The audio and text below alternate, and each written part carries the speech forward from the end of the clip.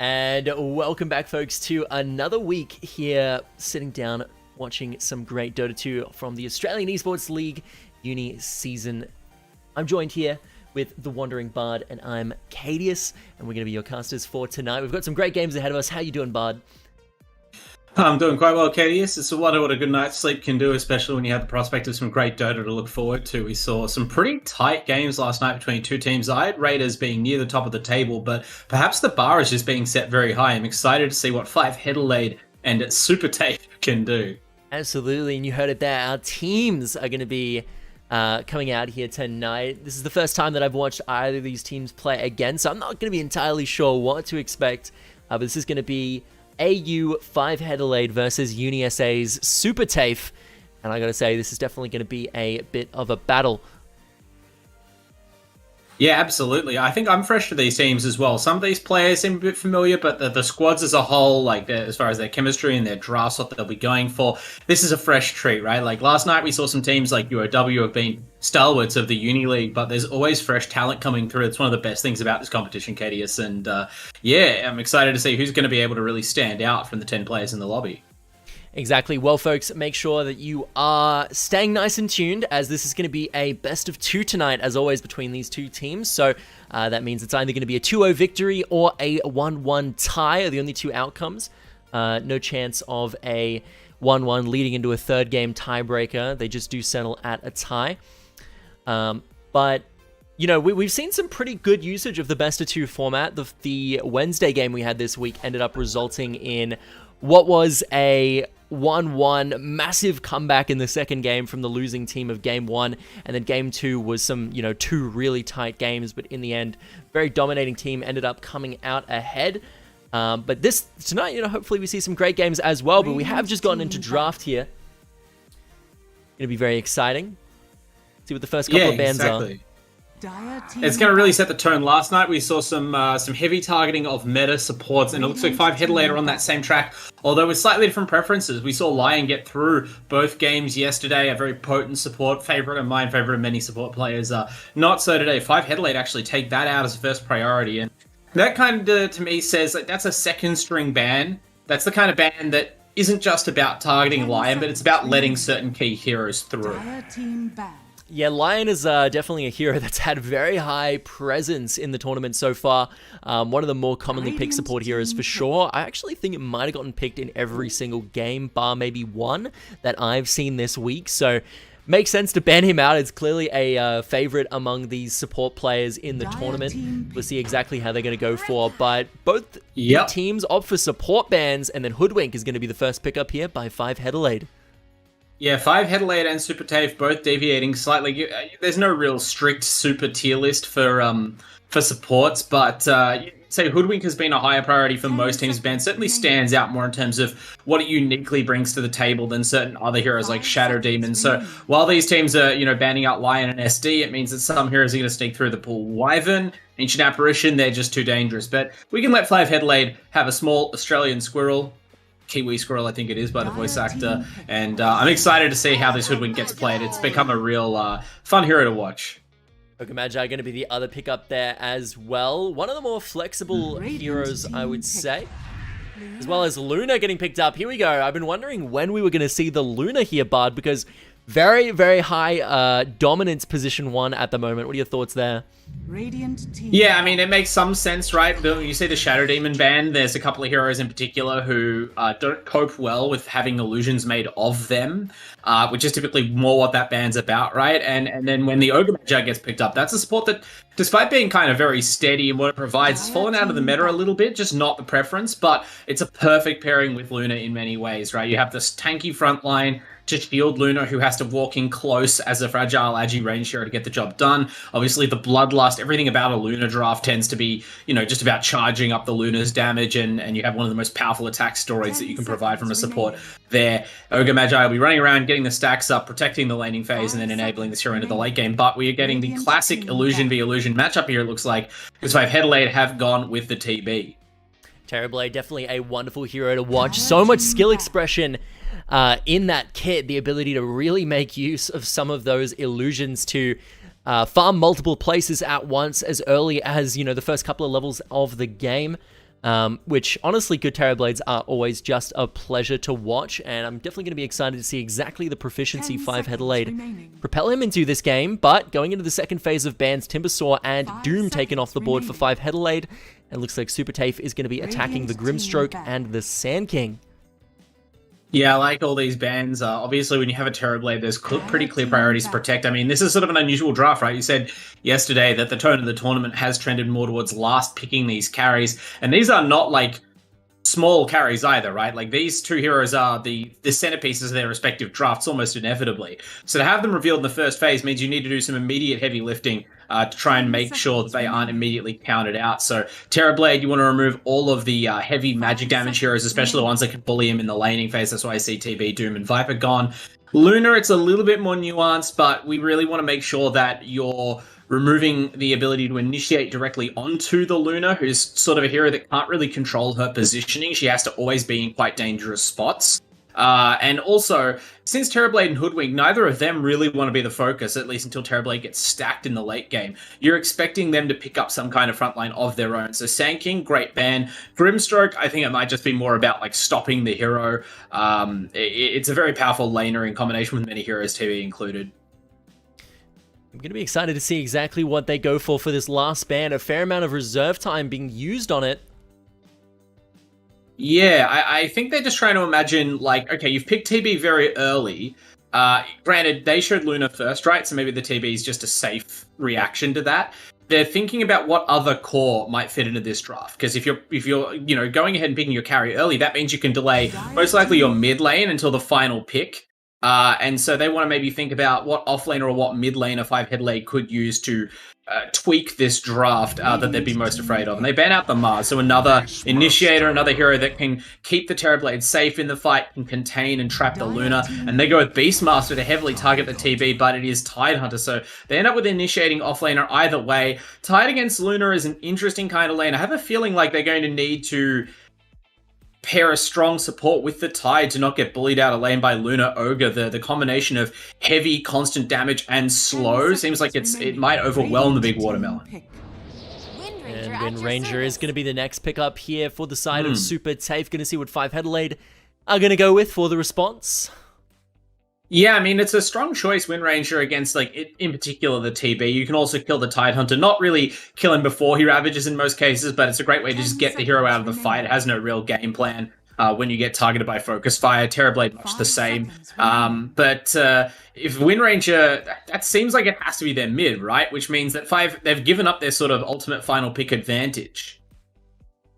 You would have to think so. Wind Ranger definitely can be played more in that support role, but it can, yeah. But picks here, you'd have to wonder. But Oracle is going to be picked up here by 5Headelaide. Okay, I like the look of that. So that means that we're pairing Hoodwink with the Tidehunter. That's the preferred role. I mean, you can play Hoodwink 5 position, but I like it much better when it's in that 4 role. It loves to play off the lane. It loves to have a stable, tanky laner. And if they go on the Tidehunter, then you become much more vulnerable to the Hoodwink spell combo. I still don't know if it's like a winning lane necessarily. Hoodwink and Ogre's kind of a wash, though. You can just chase the Hoodwink around. But Oracle is a great pickup specifically for ending the win run, which reduces the Wind Ranger's ability to counter TB quite a lot. And just being able to save the TB in general if you get roared or eclipsed, at least for long enough to get a Sunder off. Do agree. Looking at the bans, lots of reserve time being taken up here by 5Headelaide, really deciding what to target for this final pick and exactly what is going to be rounding out their comp. Well, 5Headelaide, it's pretty clear cut for them. They need a mid laner. I mean, they could do something like mid Hoodwink. I would be over the moon to see mid Oracle or mid Tide, but most likely no. They've worked themselves into a position where now this is their reward. They get to pick a winning matchup for their mid laner. Whereas SuperTafe, they appear to need a support.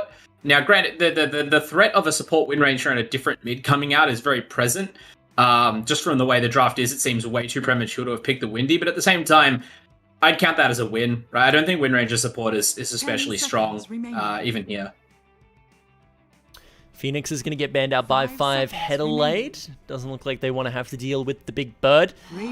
No, that would ruin Terrorblade's lane like to an insane degree. The constant magic damage and the attack speed debuff, the ability to, the fact that he has to force his real hero to go hit the egg in fights, like it's just a nightmare for him. Storm Spirit getting taken away again by 5Headelaide, and now looks like Lena, second to last ban by SuperTafe, and they are hovering on the final one here. I like the Lena ban because it's just a generically strong mid laner. It doesn't really reveal whether you're planning to play Wind Ranger mid or a different mid hero, like it would be if you tried to ban some specific Wind Ranger counter. I also do like the spirit behind the Storm Spirit ban. It's just sort of like, I think this Oracle hero needs to be protected. You've got two soft backline supports. It's really going to be up to the Tidehunter and the Terrorblade Illusions to occupy the SuperTafe heroes, get them locked down, take advantage of the kind of static nature of this lineup, right? They only really have the Wind Ranger that moves around a lot in fights. So if Oracle and Hoodwink can stay out of vision, the real threat to their draft is something like a Storm that's highly mobile and can get into their backline. 5 seconds remaining. Look like Puck is going to be the final ban for SuperTafe there. The pick is going to come through from 5Headelaide. What is it going to be? No, they go to reserve time. Looking to make this one count the best they can. Adelaide University. I wouldn't mind something like a Void Spirit. Something that's elusive, but that's going to provide initiation. Like, that's what they're short on right now. They really have no way to start a fight, which is, important to have even if you're not actually planning on fighting a lot. Otherwise, you're just too passive in the game. And they also are a bit short on burst damage, especially physical. So having some way to set that up might be strong. Of course, if this is like a Hoodwink mid, that could be how they're planning to get some of those attributes into their draft, but I don't think that's likely. Okay. What are our thoughts there? I mean, it's clearly not what I described, right? Like, it's not a hero with a movement spell or that buys a blink. It's not got burst damage, but in many ways, it does provide a similar service to your team. It just lets you adopt a different strategy, right? Razor can run forward alongside the Tidehunter. It's another bit of strong frontline. So instead of picking a mid laner that needs protection, you're picking a mid laner that's going to charge into the enemy team and pin them down or draw out their spells and make the fight start in a way of your choosing, even if it's not by, blinking on someone and stunning them. Absolutely. Well, this is going to be the time of truth here, whether SuperTafe is going to come out with a position 2 or if they're going to come out with another support, like you were saying, and put that Wind Ranger into the mid lane. Or maybe something completely different. Who knows? We'll have to see what they lock in here to decide. Definitely taking their time on this one. Yeah, it's really interesting. I mean, I'm not a mid lane expert, but I don't think that, they go with a Void Spirit. I was about to say, it seems more about what they want to do, because it doesn't seem like Wind Ranger in a Razor would be a terrible matchup. But they go with the Void Spirits. They add not only a bit more catch of their own, but they add a core that's not at all vulnerable to the static link gameplay of the Razor. A hero with easy ability to move into the backlines. You ban the Storm Spirit, we'll take the next best thing, and we'll see whether Zazaki can pop off on that Void Spirit. I have a feeling he will have the most pivotal role in this game. Yeah, Void Spirit is super strong, kind of tempo mid laner, really looking to set the pace of those early fights, rotate around the map, making those big gank plays. Always a pleasure to watch, but as we know, Razor can scale up and become very scary in his own right, so this mid lane definitely going to be one to want to watch, but I mean, it's always exciting watching a game with a Tidehunter in it. Those big Ravages can just absolutely decimate teams if they're not too careful. So, folks, after seeing the drafts here, make sure to, show your support for who exactly you think is going to be coming out on top here, whether it's going to be 5Headelaide or, the opposing team here from UniSA SuperTafe. Absolutely, and also show support for our sponsors who are making sure that this league is possible, that all these players have a place to play and strut their stuff to represent. Obviously we've got our food and drink sponsors, Chatime, our main sponsor, our naming rights sponsor, who have been supporting us for so long with some of the best iced tea out there. And then, of course, we have AOC with our monitor sponsorship, Indomie noodles, and Rig headsets. We'll tell you more about them later, but already the action's beginning as we see a smoke out of the Radiant here. Moving forward aggressively, I'd be interested to see whether they risk an early engagement or whether this is sort of more to avoid getting put out themselves, because the first few levels in the laning phase with this draft are going to be so important. And we do see the smoke get pumped down. Sentries to try and help their entrance here. They're going to find Des. We'll see if he reacts in time. CC comes through with the gush. A beautiful usage there by Hoodwink, landing the root. And that's going to be first blood going over to the side of 5Headelaide. Yeah, didn't react there, standing on the cliff in the exact right position to break the smoke, but either the nighttime vision or maybe just not looking exactly at your own hero for half a second, and that's all it takes, unfortunately. So they do get to employ the level 1 meta for a first blood. Now they're setting up to take multiple runes, and the gamble they used paid off, right? Because The reason I say the lanes are so important, obviously they always matter, but when you look at these teams, they do still lack much playmaking ability. All of the things you described about Void Spirit, their team doesn't have anything like that. They did not pick the Void. They picked a Razor, another hero that's like Tide, like TB. It kind of just wants to sit in its own lane and farm and try to win the lane, maybe. And then even their supports, the Oracle in particular, not a good rotator. Not even really a very good counter ganker, right? Like, you try and TP in as Oracle to respond to a gank, a lot of the time, you're not going to have the impact that you want. Hoodwink can do a little bit, but more so aggressively. So there is a vulnerability where if a lane starts to go badly here, especially if multiple lanes aren't going well, I don't really know how much leeway they have to help out. They need to just outplay from the get-go when the creep waves arrive. Perhaps that wasn't wise. To agree with you there, we are seeing a bit of a pause come through. That seems to be the custom. In these, just give players a bit of space. Early stages of the best of two. They do like to make sure that they're all nice and set up the best they possibly can be. But walking through some of these items, it does look like Ogre Magi going to be finding himself in a bit of a supporting position with this Luna. We have seen the Ogre Magi DC likely going to be reconnecting, sorting things out.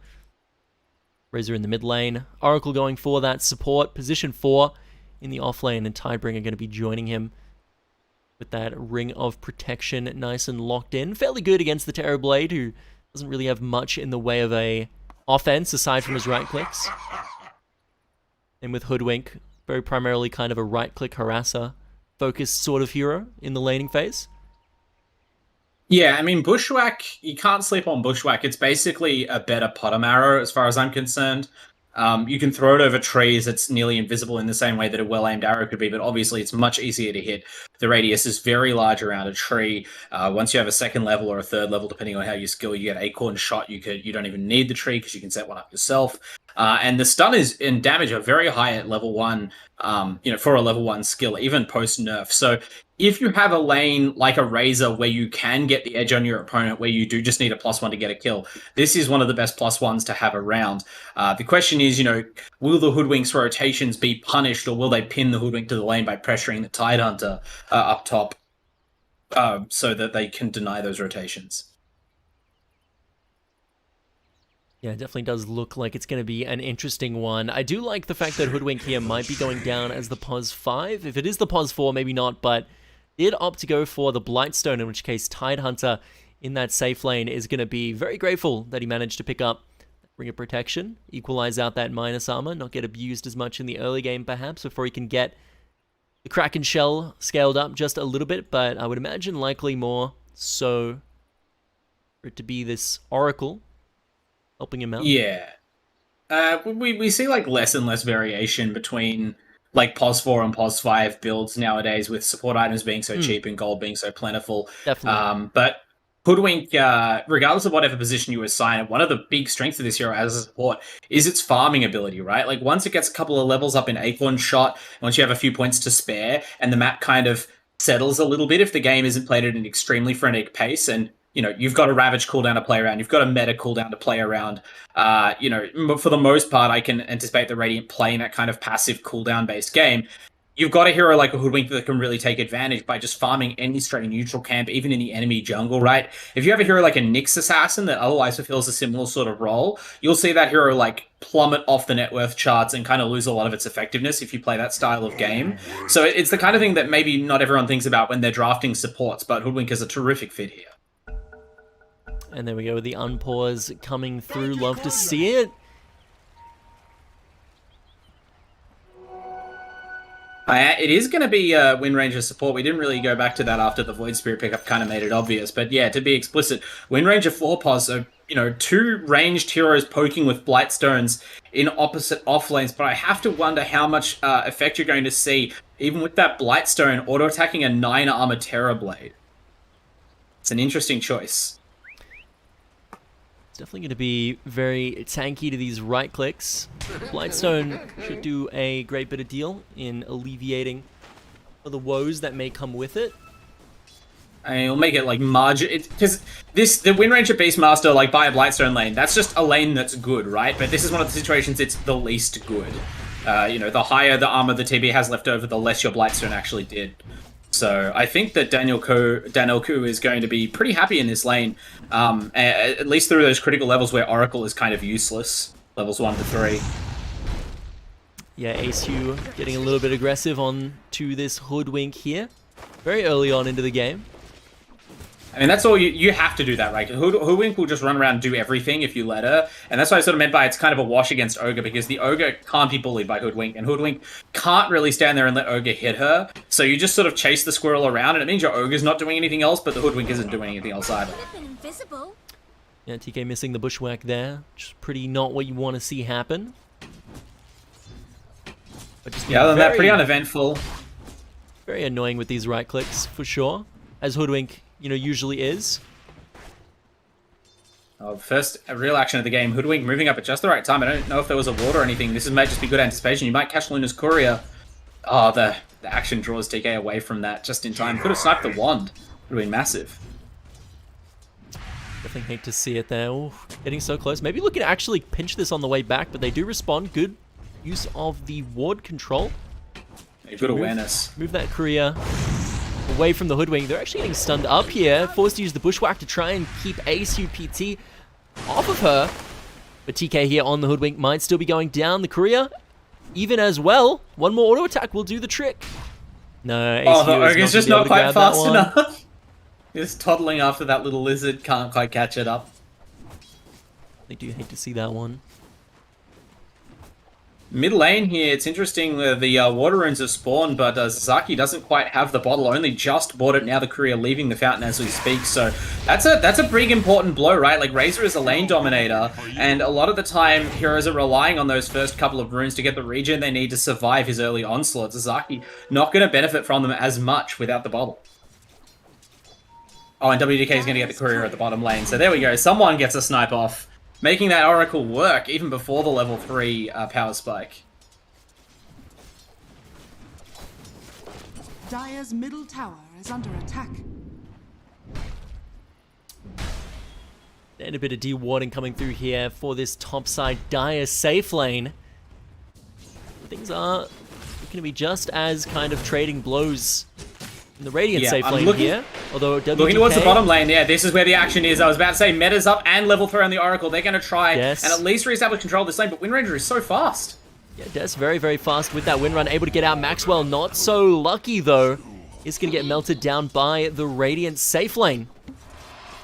I mean, on the one hand, you got your Windranger out, but that's still a win for the Radiant, and I feel like the Dire maybe should have seen that coming a bit more, right? Like, it's a very clear, if they're ever going to fight you, it's going to be now. They've been waiting for their meta to come back up and for the Oracle to have that Q and 2 points in E so that you can, you know, effectively nuke.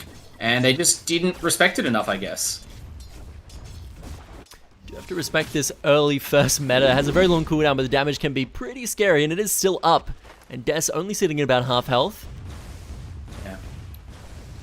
It ends now, but before that meta, before that play, it was actually so important because the Terrorblade was falling already like a whole creep wave behind the Luna, but with that kill and then obviously the extra space, much caught up.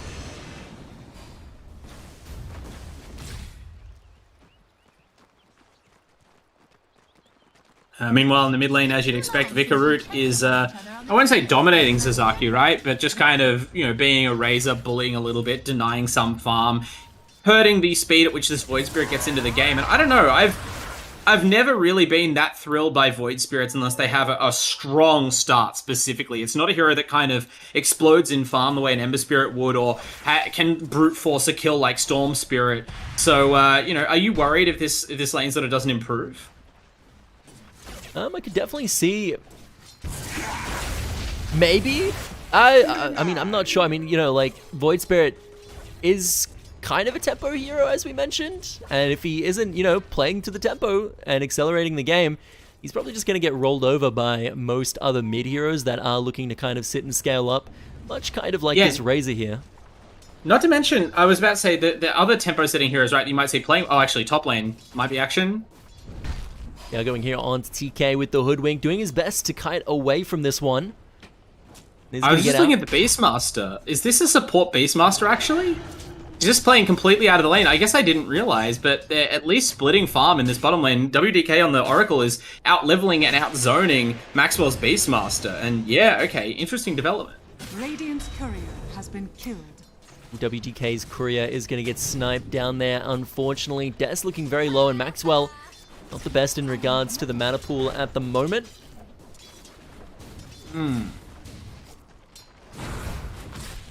Yeah, I'm surprised they aren't giving more priority to this Beastmaster. Ooh, here we go, though. This is going to be the big time damage. Maxwell, one more will do the trick, and there it is. WDK getting revenge for his little courier that got sniped away only a short while ago. Radiant's courier has been killed. Yeah, that Oracle damage, you got to watch out. And this bottom lane it started out pretty well for the Dire, but now it's going all back the other way. And yeah, without the levels on the Beastmaster, I feel like things are a lot more free for Dinalku than I expected. This Terrorblade is going to have a lot of room to farm.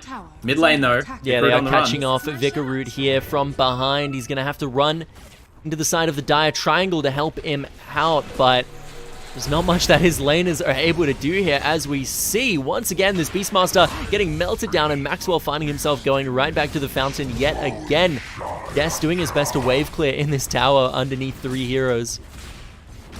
Yeah, the fact that it's a support Beastmaster makes that seem less bad, to be honest. They're getting stacks up now already, and they've created space for the Luna to be one out with the Tidehunter in top lane, which is okay for the Tidehunter, but definitely fine for the Luna as well. And that's what you want to see, right? That's the hero that's your priority. As long as your other lanes aren't collapsing around you, you know, her farm means the game is going fine.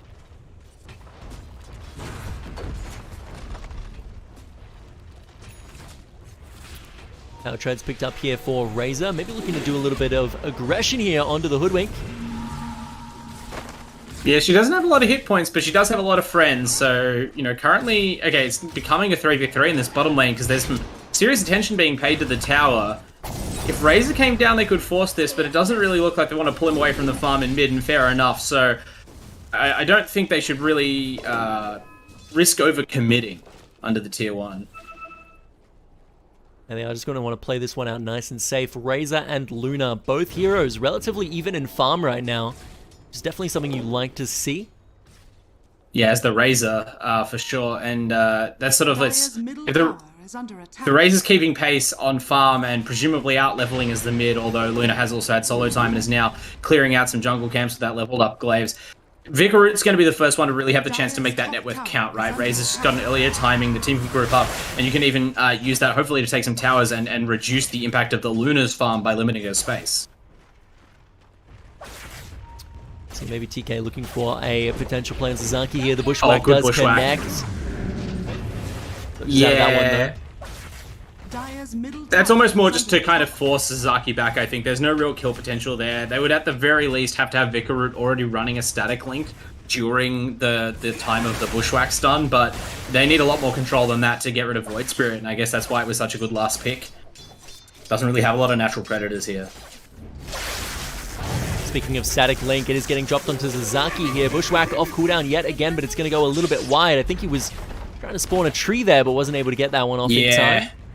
That's definitely what happened. It kind of clicked outside the range of Q to spawn a tree, but of course Bushwhack you can still cast even if it's not the best Bushwhack, so bit of a blooper, but that's alright. Cost them some mana and nothing more.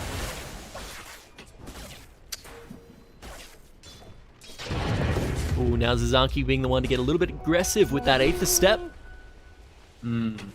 Q's up the Aghanim Scepter immediately, which I don't hate, right? Like, you see a lot of Void Spirits go for the Yules, but you don't really want to Yules against a Razor, and there's not that many heroes that you need to interrupt or otherwise need the utility from it, so you may as well just go for the stats and the extra nuke.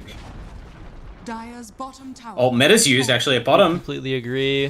Maxwell needs to be careful not to get taken down again. Des looking to get a little bit aggressive here. Great usage of the binding. Aether Step in from Sasaki, and here we go. Big ultimate from Danilku, forcing Sasaki out of the fight, turning his attention over to Des, but the rapid fire is just too much, and he is going to get taken down. Looking for WDK now. The slow is getting applied. Great usage of the stun there. Maxwell getting disarmed. WDK looking to turn this one around onto Des, and actually manages to find the kill. Now this is going to be Maxwell forcing him to try and get the kill before the TP goes through, and he isn't going to get it. A great turnaround there from the side of this 5Headelaide support player. Yeah, I mean, that was some nice stuff there. That's showing off the power of Oracle, and they run out of burst damage. You know, you basically never do as long as you have mana, but at the same time, you false promise yourself to TP out there. I think you would have much preferred to false promise Danilku and save the TB mid-fight, and you could have, right? That whole fight happened with Oracle on about half a creep of XP away from having level 6. I know it's not what you normally think of in a fight, but if you throw one auto attack on a range creep that's there and hit it with E, you get level 6 and you can false promise your Terrorblade to survive the focus fire. Maybe it wouldn't have worked out, but, you know, it was tantalizingly close. Maybe something they can pick up on the replay, who knows? But either way, Des is just getting bullied right now by these TP illusions, using that wave clear to the fullest of effect. But all in the meanwhile, we do see the side of 5Headelaide able to grab this top side tier 1 tower, thanks to this, you know, the rotation. In the mid lane, actually, Sasaki... I mean, it's a Void Spirit. I thought they might have tried for the Ravage, but even with 3 heroes there, they don't want to risk the support coming in and basically wasting that ultimate. That's a very important ultimate. And I respect the discipline from Sazy. This could be the fight, though. This Ogre Magi is going to get hit up with the Bushwhack. That's going to be 4 heroes, and he is going to get melted down. Quick Smart, and that's going to be ACU PT going right back to the fountain. And now we see 5Headelaide looking to push this mid lane tier 2 with only Maxwell to defend it.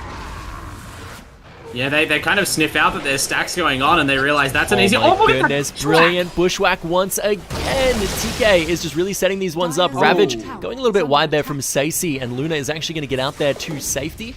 Definitely something you'd like to see. They do find themselves in the side of this jungle, though, and they are just going to clear out the triangle, make it a little more difficult for this Luna to potentially find the farm she needs. Yeah, that was dicey. I mean, look, I respect the choice to try and kill the Luna, but just the moment of hesitation meant it didn't work. Now WDK gets caught. Another self-false promise. That is going to be the self-false promise indeed, but here comes Eclipse. That's so much damage onto the Razor. Vicaroot going to get melted down. Quick Smart. Sacy, no Ravage for this fight to peel Danilku, but the meta damage is too much. Maxwell's going to get melted down. Meanwhile, we see Luna in the middle of 3 heroes. Void Remnant actually drawing Sacy away from the chase onto Luna here. Able to buy a little bit of space. Tries to nuke her down, but not going to be able to have the lethal damage, and that is just going to be healing up the enemy POS 1. Unlucky to simulate used here by the Void Spirit to try and get out, but it's not going to happen. Going to get rounded up by those remaining 4 heroes and melted down. That was a crazy fight. Like, to take that fight takes so much confidence when you've already used False Promise and Ravage effectively for not much impact at the beginning of the fight, but they had meta and they felt strong. I spent half that fight clicking around trying to figure out which Radiant hero had a helmet that dominated. Did you see the Centaur Conqueror just kill Beastmaster with a War Stomp? But no, it was just a neutral creep that aggroed in a really unfortunate way. Just stunned him. Right in front of the TB. 100 to 0. That's rough stuff, and a very difficult way to lose a fight that you maybe thought you were advantaged in, right? Like, False Promise went on the Oracle, that opened the door for the free Eclipse, killing off the Razor basically straight away. You can't get a much better setup for a fight, and this is the team that I thought would be, you know, potentially stronger in the early game engagements, especially where Ravage isn't present, so I'm a little bit worried now for the Dire. This is exactly what I was talking about in draft, by the way. Good TVs, using these illusions to farm the neutral camps without being in any threat. Maximum efficiency, also farming the mid lane as well, while the real hero is safe behind the team, tucked away near the triangle, already racing towards the Manta Star, at which point we're going to see it really flex the illusion control. Ravage coming up cooldown quite shortly. You're going to look to make a play with it. Hasn't even progressed towards any parts of that Aghanims yet, just holding 1,000 gold, and yeah, I'm a little bit concerned about this Void Spirit's net worth progression. This is one of the foibles of the hero. Does find WDK. No way. Oh, they Ravage this time! Okay, you can't miss that one, Sazy. Oh, and it sets up the Hoodwink beautifully. Very lands the sharpshooter, but... That is going to be the Shackle shot, locking him up. Dissimulate to get Sasaki out to safety. Yeah, looks like they'll have to give up on this. So another sort of impromptu one hero my goodness, Ravage. TK getting dropped quite low there from the massive damage. Sasaki! Oh, Sasaki getting a little bit too overzealous there. Tries to get the Void Step in. He's going to get taken down. Yeah, I guess they hadn't seen how many heroes were here exactly. Maybe they thought it was just Tide and... Focus Fire messing up the health bars of this 5-header support, but Metamorphosis does do some damage in its own right, and now he's chasing down Maxwell on this Beastmaster, doing his best to try and get out to safety. Tidehunter does get the Gush, and that's going to be a nice amount of minus armor for these meta right clicks to do its stuff. Sharpshooter comes through, but it's going to be not even necessary as this Terrorblade proving why Danilku right now, the biggest position 1 in these fights. Yeah, this is spooky stuff. This is just a TB that's getting maximum use out of every meta, right? Didn't have the most farm in the laning phase, still doesn't even have as much net worth as the Luna, but meta is such a powerful... Actually, Sasaki... That is going to be a nice usage of the Dissimilate there to melt him down. Maybe looking for more onto Sasaki now. He does have AEST up in a second. There it is. Trying to use that slow to stick. TP coming through from the Beastmaster here. They're going to try and take him down 2v1. It looks like the rest of Stacey's team has actually abandoned him. He might be going down here, and there he goes. Beautiful shot there from Des is going to secure that one up. Yeah, no way out for the Watermelon. I kind of mentioned that a lot of these heroes are quite static, and Sasaki, that's the reason they drafted the Void Spirit, right? He has the ability to exploit any mistakes in the positioning, and that was definitely a mistake, right? Sasaki definitely overcommitted in that fight, got blown up. It's really unfortunate considering how much he adds to the team. But to have the Terrorblade standing that far forward as they respawn when you don't have Ravage and you don't have Oracle, those are your two circuit breakers to keep your carry alive. You have to respect the burst damage out of the Dire side when you don't have them available. Couldn't agree more. It does look like we have a very passive... Luna building Sanjin Yasha after Dragonlance. Interesting. Going for maybe a smoke play here. Fight. Looking for TK. They are just going to blow all the CC, and that's going to be a very dead TK with not much room for counterplay. That's called sending a message. Messages that we hate. Squirrel, fox, sugar glider things. Get them out of here. They also appear to hate this bottom tier, tier 1, committing 4 heroes for it by the looks of things. Yeah, Luna, a known tower hater. Real grudge against buildings for some reason. Buildings and creeps, mostly. Very good at taking them down. Does have that top lane, actually, Sasaki, jokes aside, this Void Spirit's in trouble. Yeah, they blow everything much in the same way. One-man Ravage coming out from Stacey. Okay, we've now spent 3 Ravages, and we've finally gotten a kill out of it. So, not the ratio you'd normally hope for, but it's the funny thing about Tidehunter, right? For a hero that's all about the Ravages, you can have games where you hit multiple 5-hero Ravages and look a lot worse than this one. It's more about the presence that Stacey's lending and how high level and tanky this Tide is that's helping the team out. Yeah, not only that, but, you know, Tidehunter, not quite the one-button prodigy of a hero that maybe it once was in the days of old. Very relevant spells like Gush, especially once you get that Aghanims going and you're able to get the Gush wave in team fights, which is very relevant in a composition like this, where Terrorblade is going to be dishing out those Metamorphosis right-clicks.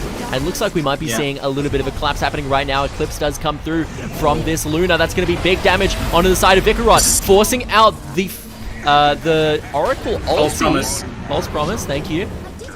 Sasaki should finish him off there. That's going to be the 8th step. Beautiful damage from Sasaki, finishing that one off. Focus Fire comes through onto Stacey.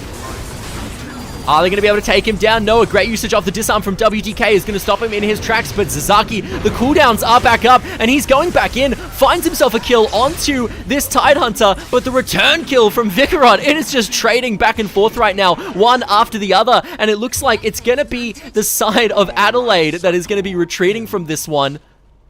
I'm really surprised at how that fight worked out, but they managed to endure the double damage static linked up Razor. They just control Vicarot enough, and great job switching targets as well, like initially going for that kill, and then once the false promise was forced, they switched. Now they're going to get the Razor as well in the end, it looks like. They haven't stopped, indeed. Good usage of the abilities from this Oracle, just keeping his teammates alive as best he can, and it's proving like it's going to work out in the end. Des maybe going to be the next one to follow. Yule Scepter used to try and buy a little bit of space. Great usage of the Shackle shot, but WDK finishing off the job, and now this Razor hungry for Ace Hugh on this Ogre Magi, and another kill coming through from WDK. This Oracle is putting in the work. Yeah, it's one of my favorite heroes in Dota 2, and that was a really masterful team fight. Barely an ability wasted there. Using the Fate's Edict when the false promise is down, you think now's that time to run down this Razor. But the Fate's Edict blocked 2 spells, I think, there, worth of damage, and that's all it takes, right? We've got a very large Razor on our hands, highest net worth in the game, and would have been close to it even before that fight. So when you don't have the burst damage or the mobility to get onto the Oracle, right, when basically, if you don't have your Void Spirit, this Oracle is going to ruin your fight. There's just almost no other tools to reach him on the backlines and stop him from keeping the Razor up and running.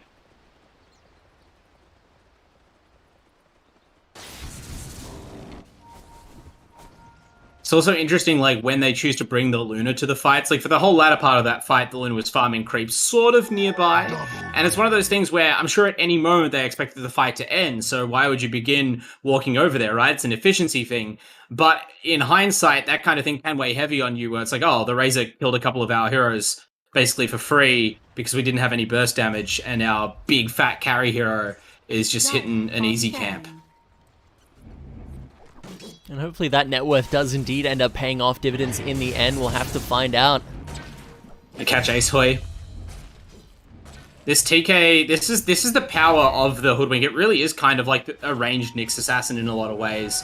It just provides a lot of vision. It can basically move around the map fearlessly and quickly, and when it finds you, all it takes is one stun, setting up a ton of burst, and any additional hero means you're probably dead. Definitely a very prevalent support hero. I'm surprised it took us this long in the tournament to see her picked up, at least in this week. Meanwhile, there's going to be a big push onto this mid lane tier 2 from the side of 5Headelaide. Yeah, Zazaki, a lot of weight on this player's shoulders right now. Did great in the last fight, actually, kind of super heroic levels. Now the Kaya's online, still trying to build towards that. Aghanims had to sort of push it back an item to keep up on the damage shots, but so far the decision seems to be paying off. And I like to see the defensive play, right? Understands how important it is that you not die when you're playing this hero. You know, you want to dive into the back line, you want to exploit the supports, but you have to find WDK, and look at this!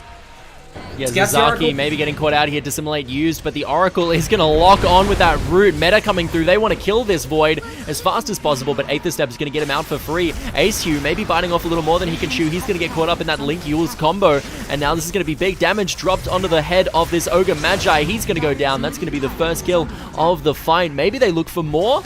No, they decide to just back off here, reset, looking for this mid lane tier 2. Very smart from the side of 5Headelaide. Zaki going to be able to bottle up a regen that might help in the fight, but it's not quite a Storm Spirit. Much harder to keep that rune running in combat. And, oh, gets spotted by Vicaroot, who has a BKB, so this is a very tough kill for Zazaki to try and tangle with.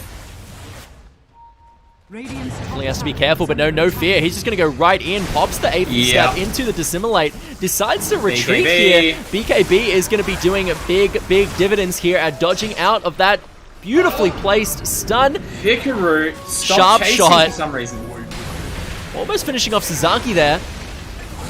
Oh my goodness, they're just finding kill they really after should have kill. finished off Sasaki, I think. They were sort of trying to be super efficient and let him finish off with the Hoodwink Sharpshooter, not let the Razor take another step forward where it might have been risky, but you have to just secure that kill. That's your enemy's most important core. They left it on the table there. Great save with Aurora as well to make sure they couldn't just correct it immediately, right? Because you saw the Razor two-step back that way to land the killing auto attack when he realized that Zazaki had survived, and then immediately stunned by the Primal Roar out of Beastmaster.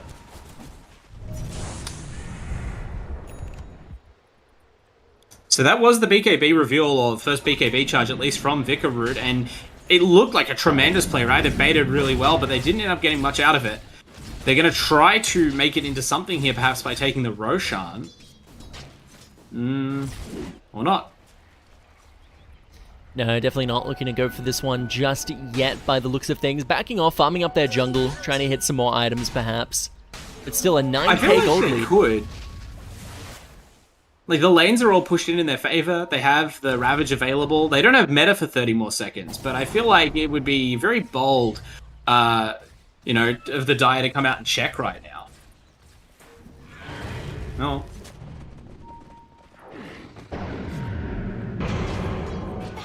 Radiant's bottom tower is under attack. The one thing I will say in favor of SuperTafe is that their Luna has still been farming this whole time and keeping up on net worth, but the other two core heroes are starting to really slide behind, and that's worrying to me. Like, they don't have tremendous farming tools, but they should be able to keep up better than this, and I think it's just the fights have been taking their toll on Des and Sasaki. Yeah, this is definitely a bit of a rivalry between these two teams, I can imagine. Both of them Adelaide boys, but from different universities. Adelaide. Adelaide University versus the Uni of South Australia. Oh, and we've got that Aghanims you mentioned on Sazy. That high impact wave is available. Yeah, it's going to be super good with that Terrorblade and the Razor as well. Definitely. Going to make those right clicks really come online. Not only that, but the AoE slow, very good at allowing them to really stick on top of some of these more, I wouldn't say immobile heroes, but Definitely heroes that don't exactly have instant amounts of CC to get out of a slow, except for Void Spirit, of course. Yeah, I mean, even Void Spirit, right, is sort of like Ember.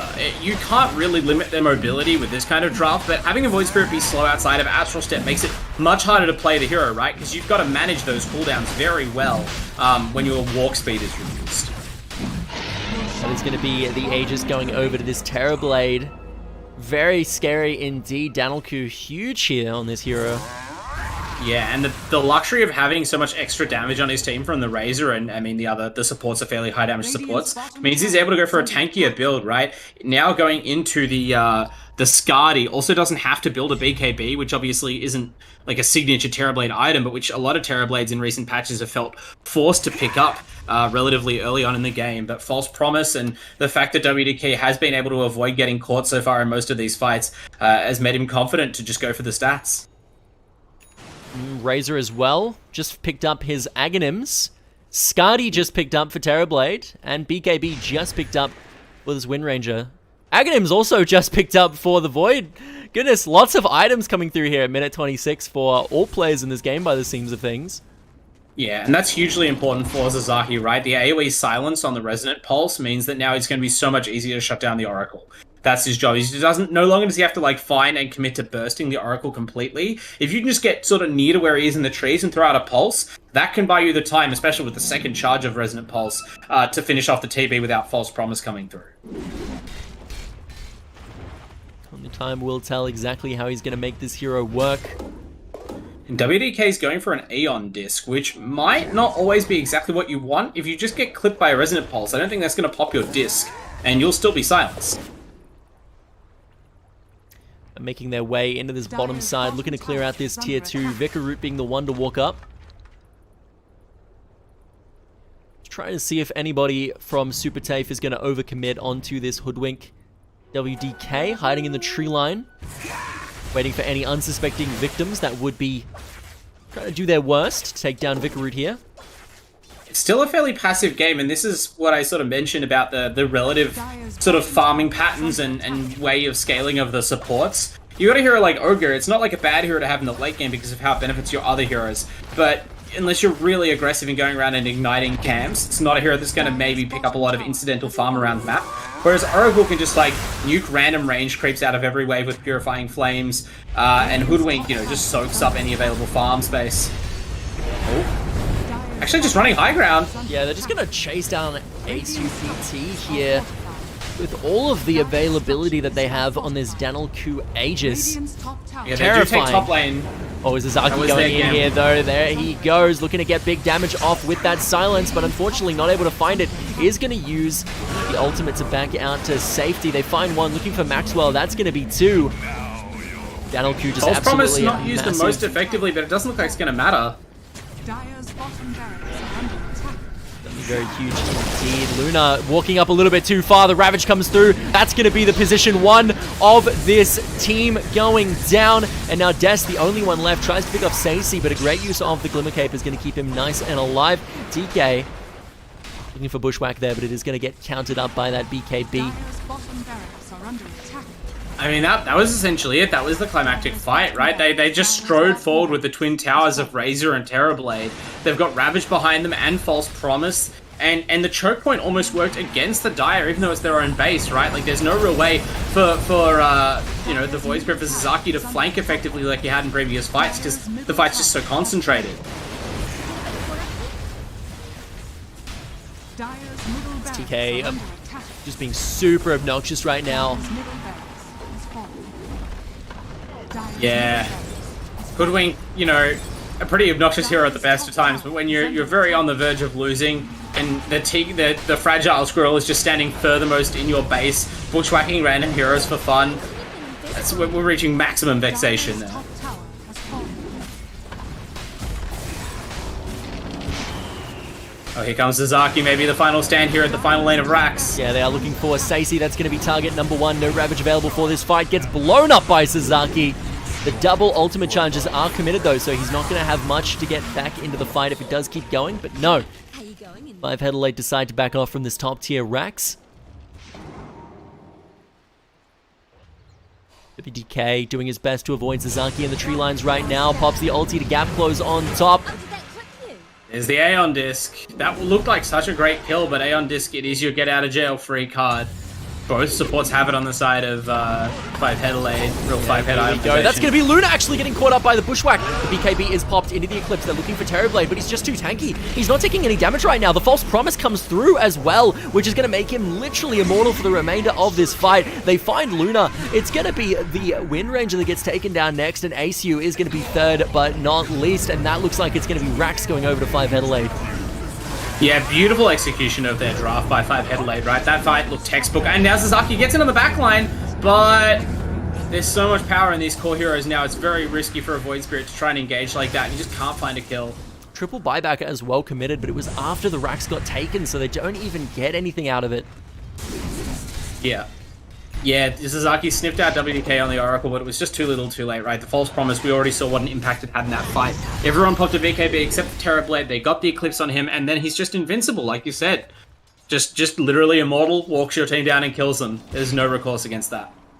Yeah, the only counterplay to False Promise is literally just CCing him for the entire duration, but when he has a BKB on him with False Promise, it makes that very, very difficult. That Terrorblade was just a walking death ball machine. Definitely paying the price for overcommitting there. And now Mega Creeps are going to be the boon of this team here. Yeah. I mean, normally this is where I'd say it's good that you've got a Beastmaster support because there's like extra crit clear from the axes, but I'm just struggling to give a lot of credit to this hero's role in the game, right? Like, maybe it would have had a different impact if they had seized the advantage early, if they had taken the tempo, gotten early levels, maybe boarded a book to get a fast 6 and started ganking, but it seems like they never really got that part of the hero online, and as a result, this hero is just kind of like... The Hawks are good for warding, right? They've provided some vision, but the vision doesn't really matter when all it does is confirm that Razor is taking all your towers and sitting on your side of the map, and... Maxwell is actually getting almost PvE killed right now in the top lane for these Megas. Yeah, I was watching that. There's a scary creeps. You gotta watch out. Beastmaster, even with the 7 armor, getting really shredded there. As speaking of shredded, Zazaki finds one too many Radiant heroes in his own triangle and bites the dust. But we are well and truly into junk time here. 24,000 net worth lead. Yikes. On the side of 5Headelaide. Be a very dead Luna. Pops the BKB, but I'm not sure if it's going to do a whole lot. No, Glimmercape as well. Actually, he's going to be able to get out of there alive thanks to the help of his supports.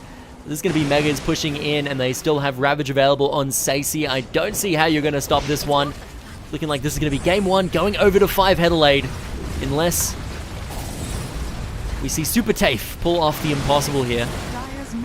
It would take a super heroic defense. Look at that bushwhack, double hit, and now the Ravage from Sacy. 4-man Ravage, but not really any follow-up. It's just there mostly to peel them off the Ancient. They're going to do just that. This Ancient is going to be dropping the half health focus fire onto Vikaru, but the damage just isn't there, and Des is going to get melted down by this Terrorblade. Look at the meta damage, and that is going to be game 1 going over to the side of 5Headelaide. Yeah, I mean, that last little bit, that last couple of seconds of BKB win run focus fire, I think that kind of showed you the vision that SuperTafe had in mind, particularly for the Wind Ranger at least, but it also kind of betrayed the problem that they had in the game, right? They just... I don't know if there was a better configuration than this, or whether they just would have needed to change their draft, given what 5Headelaide picked up, but they weren't able to get the most out of these heroes, right? The Beastmaster didn't really have the impact that we would like that hero to have. The Wind Ranger never really got that combo online at a time that mattered. And, I mean, Zazaki did job tremendously, tried his best to hunt the Oracle, but, you know, one person out alone couldn't get much done. And then it's almost like their Luna was working at complete cross purposes, right? Zazaki really needed his second core in the fights helping out, but Tenchi was just trying to make use of all the available space and farm up, and in the end kept up on farm for most of the game to little avail. Yeah, I can definitely see that there, but what a convincing victory from 5Headelaide. What do you think, Bard? SuperTafe here needs to kind of change and adapt in their plan in the game, maybe their draft, to maybe make a better mark in their second game.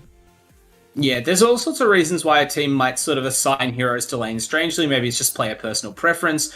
Maybe it's to do with the relative skill levels of these players. You know, actually, I can just see right now Maxwell on the Beastmaster, right, rocking the Legend 2 versus Numbered Immortal on Dessa's Wind Ranger, right? So that's one reason why you would have core Wind Ranger support Beastmaster. We'll see whether they can work around those constraints better in Game 2. I still have some hope. They showed some flashes there. Well, we'll have to find out and see, but I think maybe it might be worth, while they're setting up game 2, going through our sponsors one more time, and then we'll throw it over to a quick break, and we'll see you when we're hopping into the draft for our second match. If you want to quickly run through. Oh, yeah, for sure. I wasn't certain if we were throwing a break or not, but yeah, why not? Before we go to break, our sponsors very quickly once more. Chatime, bringing out some of the best iced tea that you can possibly get. It's franchised all around Australia, so you know you can lock in that quality no matter where you are. There's a Chatime near you. And if you can't get out to that Chatime for one reason or another, you can bring the Chatime to you through all of your favorite meal delivery apps. With a commitment to quality ingredients and a flair for innovative flavor combinations, you know that Chatime will have a custom tea that you can make your own, really, and sort of look forward to enjoying as a part of your week. Another part of your week, of course, is watching our Dota week in, week out on AOC monitors. Their display technology is of the highest quality itself, a consistent thing amongst our sponsors. And for more than 50 years, they have been delivering that exceptional viewing experience through all sorts of means to all sorts of users worldwide. For gaming, for work, just any other use around the home, AOC monitors should be your first choice.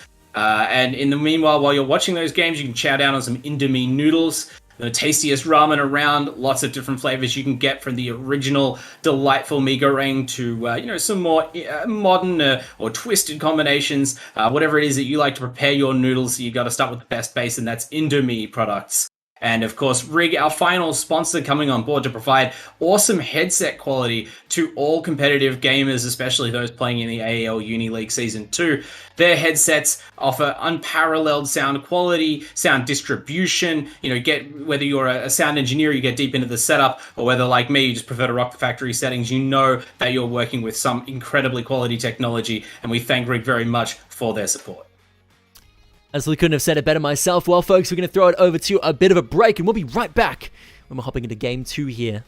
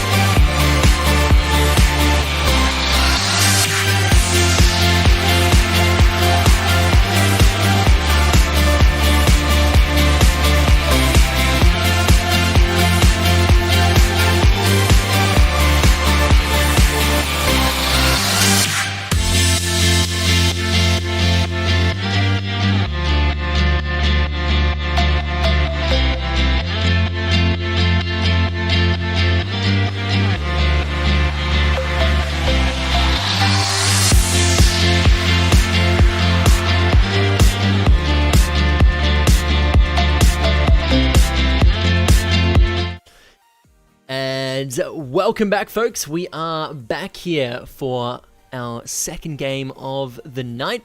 It is going to be between, once again, 5Headelaide and SuperTafe, two teams that are both comprised of, mostly Adelaide players, which is always going to be great to see. I'm joined here by the Wandering Bard once again. And now, just to refresh maybe our audience, or maybe some people that are just tuning in, what exactly are you looking out of the 5Headelaide team in this second game to maybe get things going? Well, I mean, 5Headelaide, I guess they've got the easier role here because in that first game, I'm not saying they were perfect, but their draft worked, right? Like, that pretty much every hero did the job that it was picked to do. Whatever challenges were thrown their way, they successfully navigated. I think WDK played kind of godly on the Oracle, really good positioning, and the team played around that really well. Like, I think the only thing that maybe they needed to work on was some of the Ravages out of Sazy, but in the end, that wasn't what was most important to their team, right? The threat of the Ravage, when it was off cooldown, rather, was the most important thing. So 5Headelaide, I mostly would like to see them back up what they did, maybe not get pressured to pick something else. Maybe they do have a different strat prepared, but I wouldn't even mind seeing them, sort of go back to the same heroes if they're not banned. Whereas in the case of SuperTafe, I think they do need to have a more serious think about which heroes they're going to pick around, or if there are any players who have limited hero pools or who they need to sort of do something very specific, how they can draft around them and protect them more. Definitely. Well, we are going to be hopping into our first couple of bans. Ancient Apparition taken off the board almost immediately, which is not atypical of what we've seen, and Shadow Demon going to be taken off just as quickly by SuperTafe. Yes, these are pretty similar bans to what we saw last time, so not surprised that they'd be rocking that. But yeah, SuperTafe, at least in this very, very early stage of the draft, not feeling pressure to change things based on game one. Exactly what they go for here. Lion getting taken off the board again. 5Headelaide seeming like they are pretty comfortable with these bans. I mean, if it worked once, it can certainly work again for them.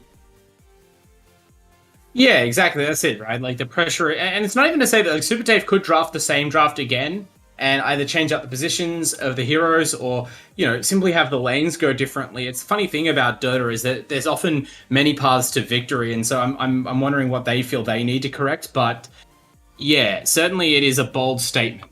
5Headelaide, though, they're going to immediately change things up with the Clockwork. Yeah, Clockwork, very bold first pick here. What do you think that maybe means about 5Headelaide? Are we going to see a very kind of gank-heavy composition come out for this Clock?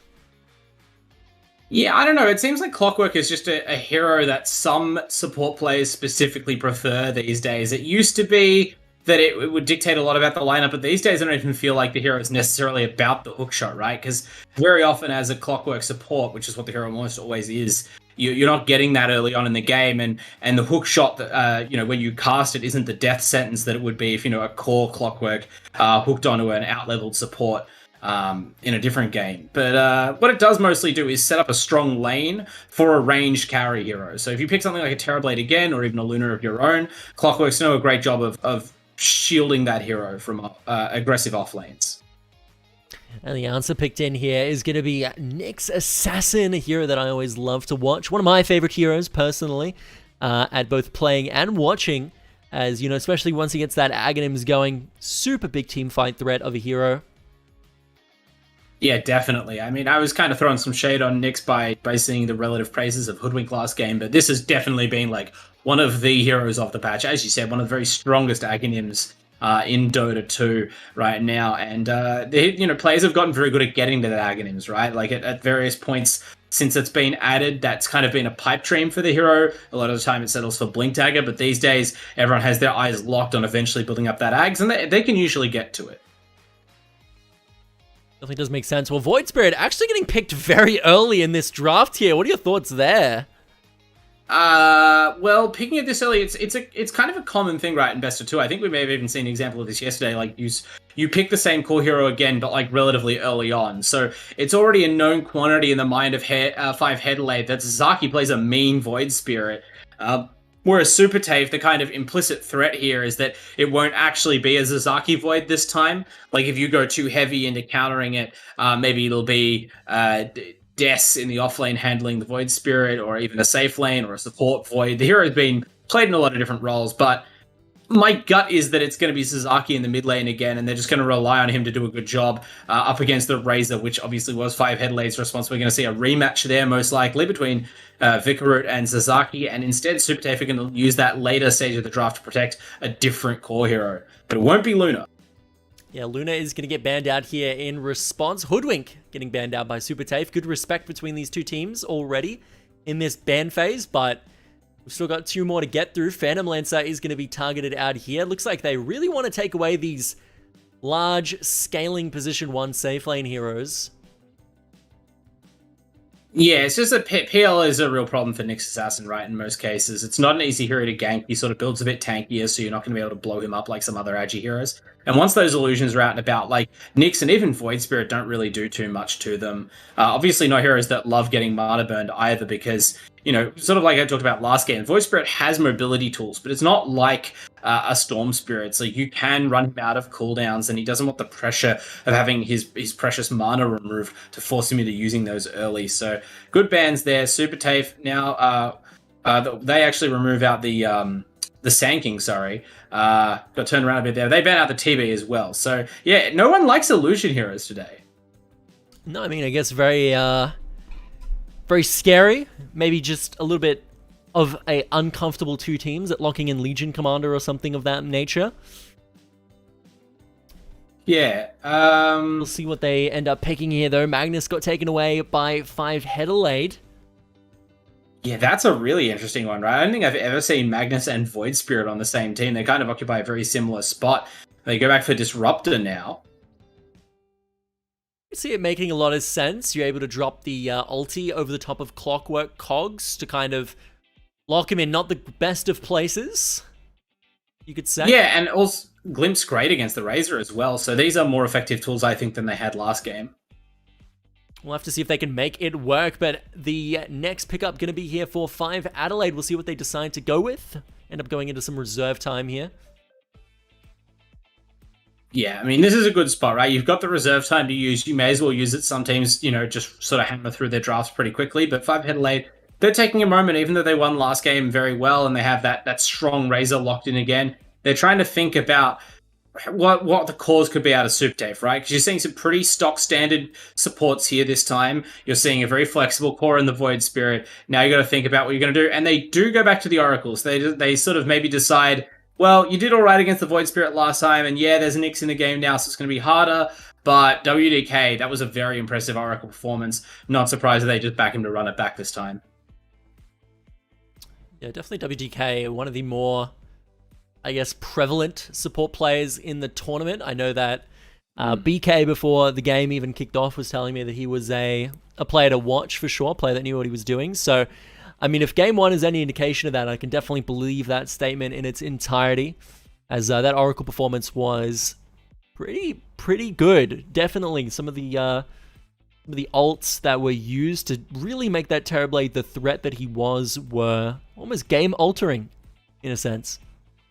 Yeah, one of the things that where you can tell a player has played a lot of Oracle, beyond just the stats that we saw briefly at the start of last game that kind of gave it away, is how they are able to maximize the usage of the spells that aren't False Promise. Because obviously, False Promise, incredibly strong, really not that many bad ways to cast it. As long as you use it on your carry in a team fight, they're probably going to be okay. And the new combo out of Oracle, that's somewhat easy to learn. But using the other 2 spells defensively, and when you utilize the heal outside of really safe situations, the Purifying Flames, that's what shows the skill gap. And I saw some incredibly potent Fortunes and Fate's Edicts out of WDK last game. But gonna have his work really cut out for him now. Here's another hero that can really hunt and destroy the Oracle, Morphling. Yeah, Morphling is a hero that we've actually seen banned a few times in the tournament so far, but not picked. So SuperTafe going to be the one to lock this one in. I gotta say, it's definitely going to be interesting to say the least, because, I mean, what is going to be the difference between a Razor that is going to be stealing all your damage, and that is just to make yourself not have any damage and instead just have a ton of health? So Razor's probably going to have a little bit more of a difficult time there, being abusive with the static link on this Morphling, let alone the ability to just use that waveform to get out to safety as soon as possible. I mean, I don't mind Razor in the core matchup against Morphling, just because, like, out of all the heroes that could get shotgunned by a Morphling, Razor is at least relatively tanky. And Morphling's another hero where, like, yes, you have the waveform, but unless you have something on the team for him to turn into, like, Razor can link the Morphling at the right time in the fight. And just like they did to Void Spirit, right? Bait them in, then cast the link, and then they have to waste a bunch of time running out of the fight trying to break that link. That being said, I wonder what this is going to mean for the lanes of SuperTafe, right? Like, I get the hunch that this might be a mid-morphling. This might have been a bait and switch to punish the Razor pick. And we could even see some musical lanes as a result. 5Headelaide, go back for the Drow Ranger. That's one way to amp up your Razor's damage. Yeah, Drow Ranger is definitely going to be a fairly significant threat. I mean, the Silence, quite good at dealing with Void Spirit when he dives in those fights.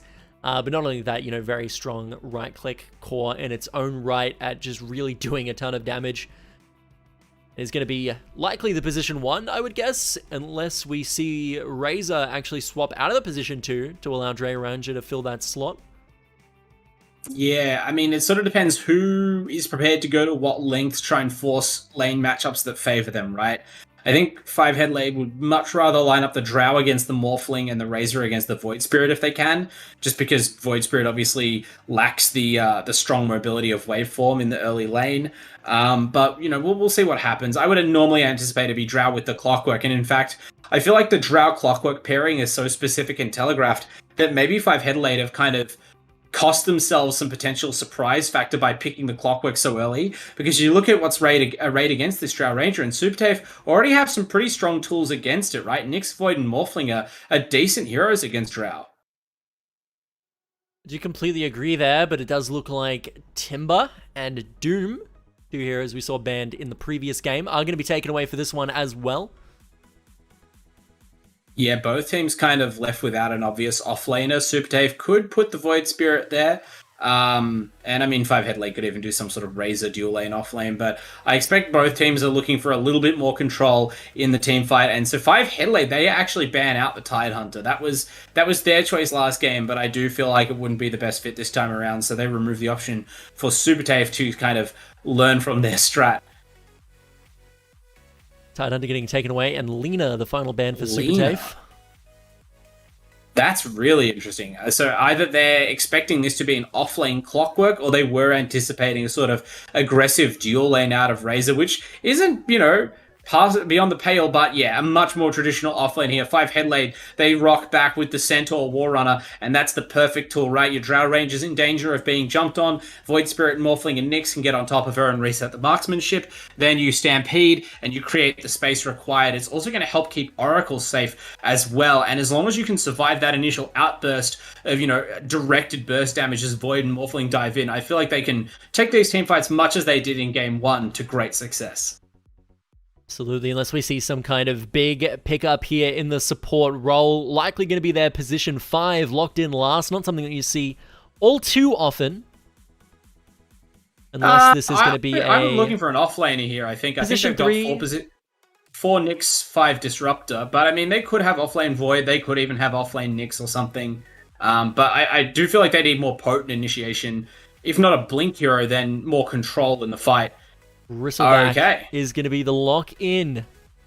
Nice. I do like this pickup. It's sort of a similar philosophy to the Razor, right? Like, having another Blink initiator is kind of redundant when you have Sasaki and Tenchi, but you need, like, for those heroes to play the edges of the fight, there needs to be something in the middle of the fight, and that's kind of what they lacked in Game 1, right? Like, their Luna was just either never there or never strong enough to stand tall in the middle of the fight against TB damage, which meant that every time Sasaki dived in to try and kill a hero, he almost immediately got focus fired, whereas Des, this time on the Bristle, is going to have a lot more potency, doesn't need to have the BKB and 2 other items like he did on the Wind Ranger last game, just going to barrel in there very early on, cause havoc, and create opportunities for the other cores to actually pick off heroes.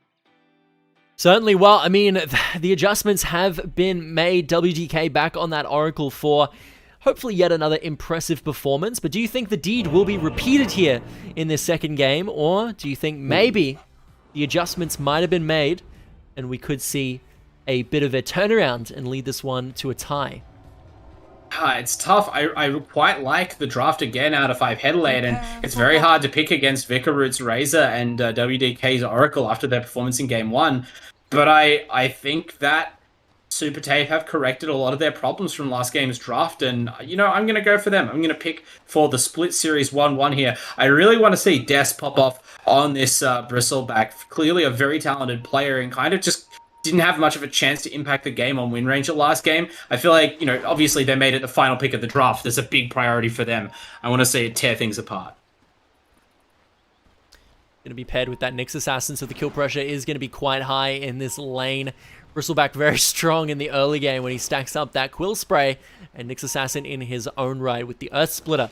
Going to be doing quite a bit. Well, the minute zero smoke for the second game in a row, Sasaki, no!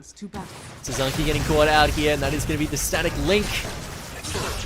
And unfortunately, Clockwork does have Battery Assault. And one thing that not many players might know is that Battery Assault, if you let the full thing go off at level 1 on one person, actually does some of the most damage of any level 1 spell in the game. I think it might be even the most damage of any level 1 spell. So very scary on those invades. You got to watch out. Yeah, it's like a Letrak Diabolic Edict, right? Because it's balanced around the idea that you probably shouldn't be allowed to hit the whole spell on one hero, but, there's a lot of room in these level 1 fights to walk someone down, and especially with your team there to control them, they easily mop up that Void Spirit. Big first blood kill. Yeah, TK might actually find Ace Hugh here. Or not. You'll have to do better than Some that. interesting positioning here from this Disruptor. Yeah, I don't know whether it's trying to snipe a courier or, I guess, waiting to get down a lane ward, like, after the wave has been joined. It's going to get, yeah, okay, so it's about getting a sneaky block. Just wanted to make sure that you weren't seen going into that position to place the ward, and therefore, presuming it's going to take more time for them to spot it and de-ward it. And that's important, right? Because, like, this Nyx Assassin, it's limited in how much it can impact the game in the early game. Impact the lane, sorry. So making it so that you have control over the pull camps and you're able to control the creep equilibrium a bit better without having to resort to dire measures means that Maxwell is going to have a better chance at getting those key levels and, having a big game on the Nyx. Yeah, interesting that WDK would actually choose to be trading right clicks with Ace Hugh here so aggressively. 53 right-click damage on this Disruptor compared to only 42 on the Oracle and less health to boot, so trading right-clicks definitely not at all in WDK's favor, but still doing it nonetheless and actually getting away with it. Well, Oracle has the best base attack timer in the game. I think that's still true, and so that's one thing in your favor. The other thing is that even though you might not win the trades, your hero doesn't have anything to provide other than auto attack. So you may as well, actually, Stacey is getting in trouble here. Definitely getting very, very low here. The War Stomp does come through. They might be able to finish off Ace Hugh, and indeed they are. But Stacey, Waveform comes through from Tenchi, picking up the kill of his own. And now it is core versus support. WDK running for his life. It looks like he's going to get out of this one scot-free. Yeah, obviously that's not the trade that they were playing for there, but that does illustrate why WDK was auto-attacking and trading early on. One, you've got regen to use and you may as well use it. Two, you occupy the enemy support and you use up their resources on you instead of your core. It's kind of like indirect healing. But also in a fight when all you really have is auto-attacks and this one Q spell to offer, having that chip damage in early is essential to having kill threat and being able to actually take a fight like that instead of just watching Sazy die for nothing. Yeah, super hard to burst down this Morphling early with that stat shift. Yeah, I think they were just hoping that they could hold the lane for Sazy, but, that early death might be a really big problem.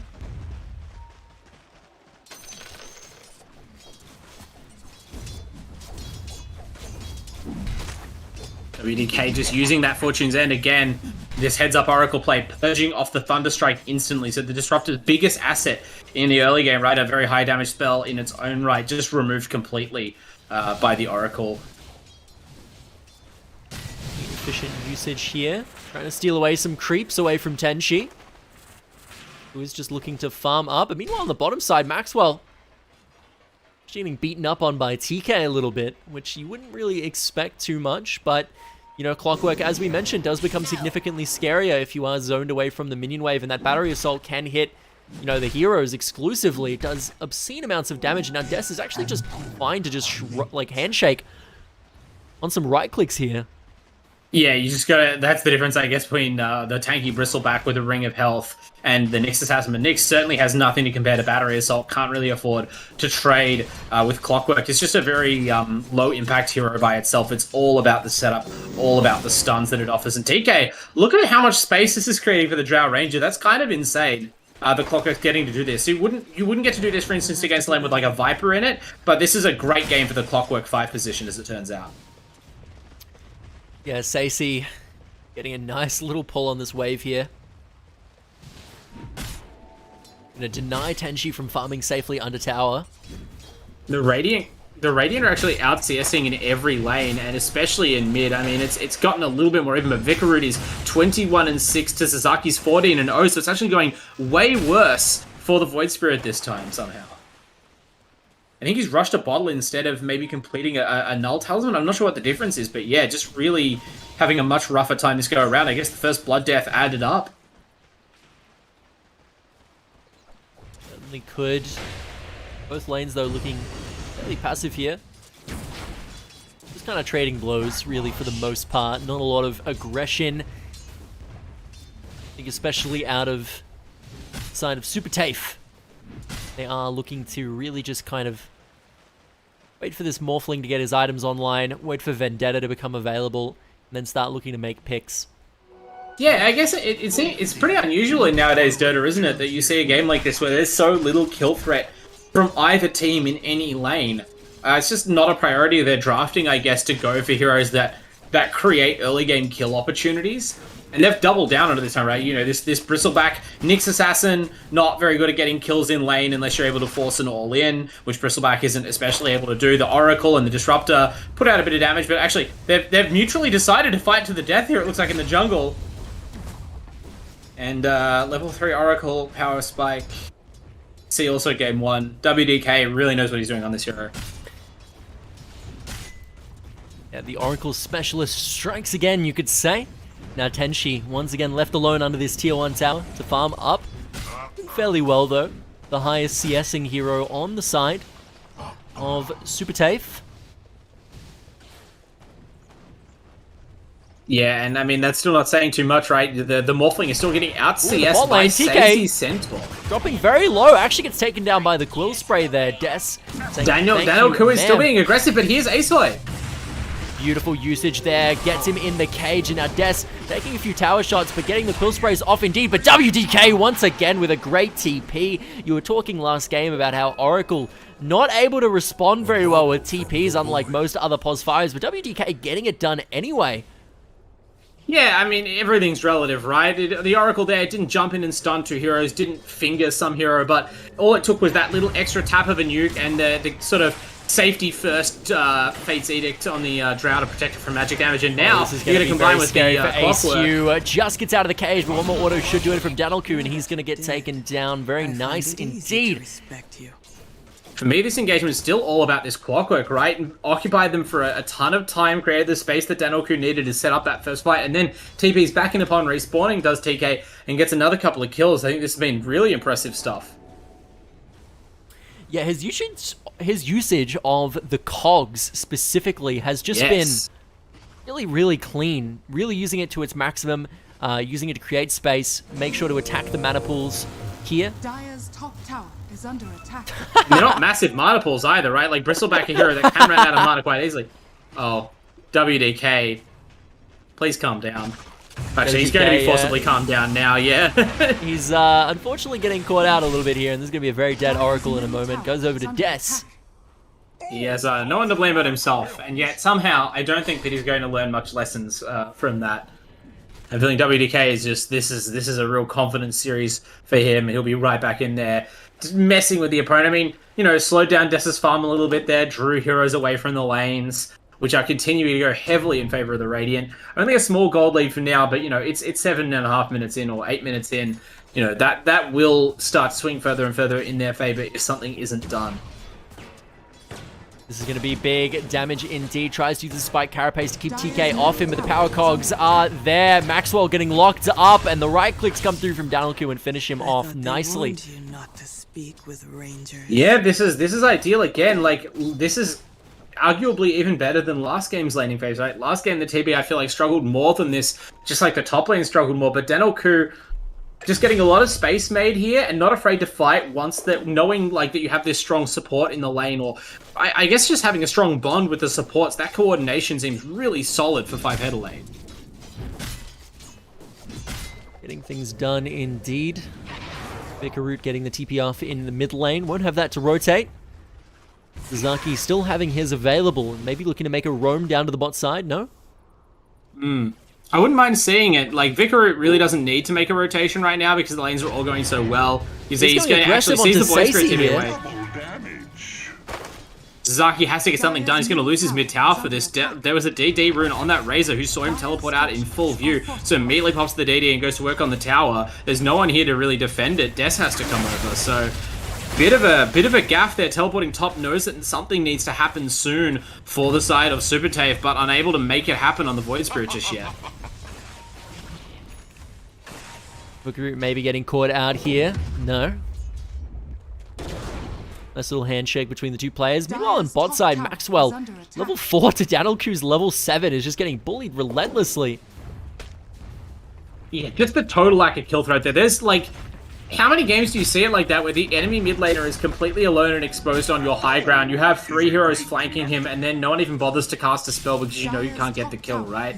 That's a bit of an indictment. That was 2 cores. They just...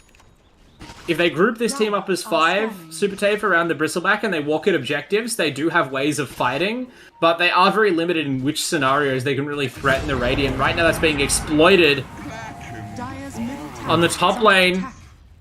Might be a bit deep here. Ooh, is Zaki going aggressive onto Vicaroot? No, changes his mind. Or does he? Dissimulate used very aggressively. There's another Astral Step charge, but I think they know that Vicar is baiting here. Oh, finishes, flies in the hood mid-fight. Man, if Sasaki had gone for it, that could have been disastrous. So, good patience, good discipline there. So much pressure in this topside jungle right now onto Tenshi. We're seeing him get collapsed on here. The strength shift does come through, so unlikely that he's going to get taken down. But nevertheless, good bit of harassment, slowing down the farming speed of this position 1 core. And now TK actually finding himself out of mana. AEST does get the recall into the cage. Beautifully done. Limp, such a strong spell in these kind of scenarios. And here comes Zaki. Yeah, going to keep things going. Yeah, WDK and Sazy waiting in there when their 2 cores are fully committed a whole map away. Just kind of feeding an extra couple of kills for...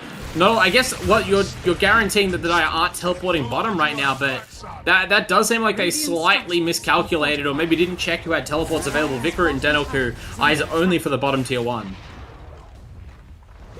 And they don't even get it either, so that is just absolutely disastrous for 5Headelaide. I think that's their first really big mistake of the night, right? Like, other than that, their coordination has been very admirable, but, you know, everyone's only human, and... You know, Danelku had sort of teleported maybe a little bit wastefully a few seconds before from his own jungle to his own tier 1 to not miss a creep wave, real carry player priorities there. And, you know, similarly, Vicaroot was wandering away from the top lane when they more deeply committed. So, working at cross purposes, but it only cost them a couple of gold, and they're still 3k ahead at 12 minutes. Looking real good this game. We'll see exactly how that decides to pay off here. Looking to Dess's Bristleback, this hasn't been the start that you'd really hope. I mean, has the Vanguard up now, has the Soul Ring ready. It's progressing towards now the phase boots, at which point that you have to assume the hero is ready to go, if it wasn't already, but we're kind of passing through the point where you expect it to be really strong already. It has to fight This now. is gonna be a big collapse onto Vicaroot here. Nyx Assassin doing what he does best, popping out of Vendetta. Big damage with a false promise comes through from WDK, trying to keep his position 2 alive. Turning things around onto Des. Not quite enough damage out of Stacey there with that nice bit of damage. And now the cogs are locking up AEST, and he's gonna get killed immediately. Not a lot of health there on that Disruptor. And Sasaki forced to use the ultimate to retreat back towards his tower here.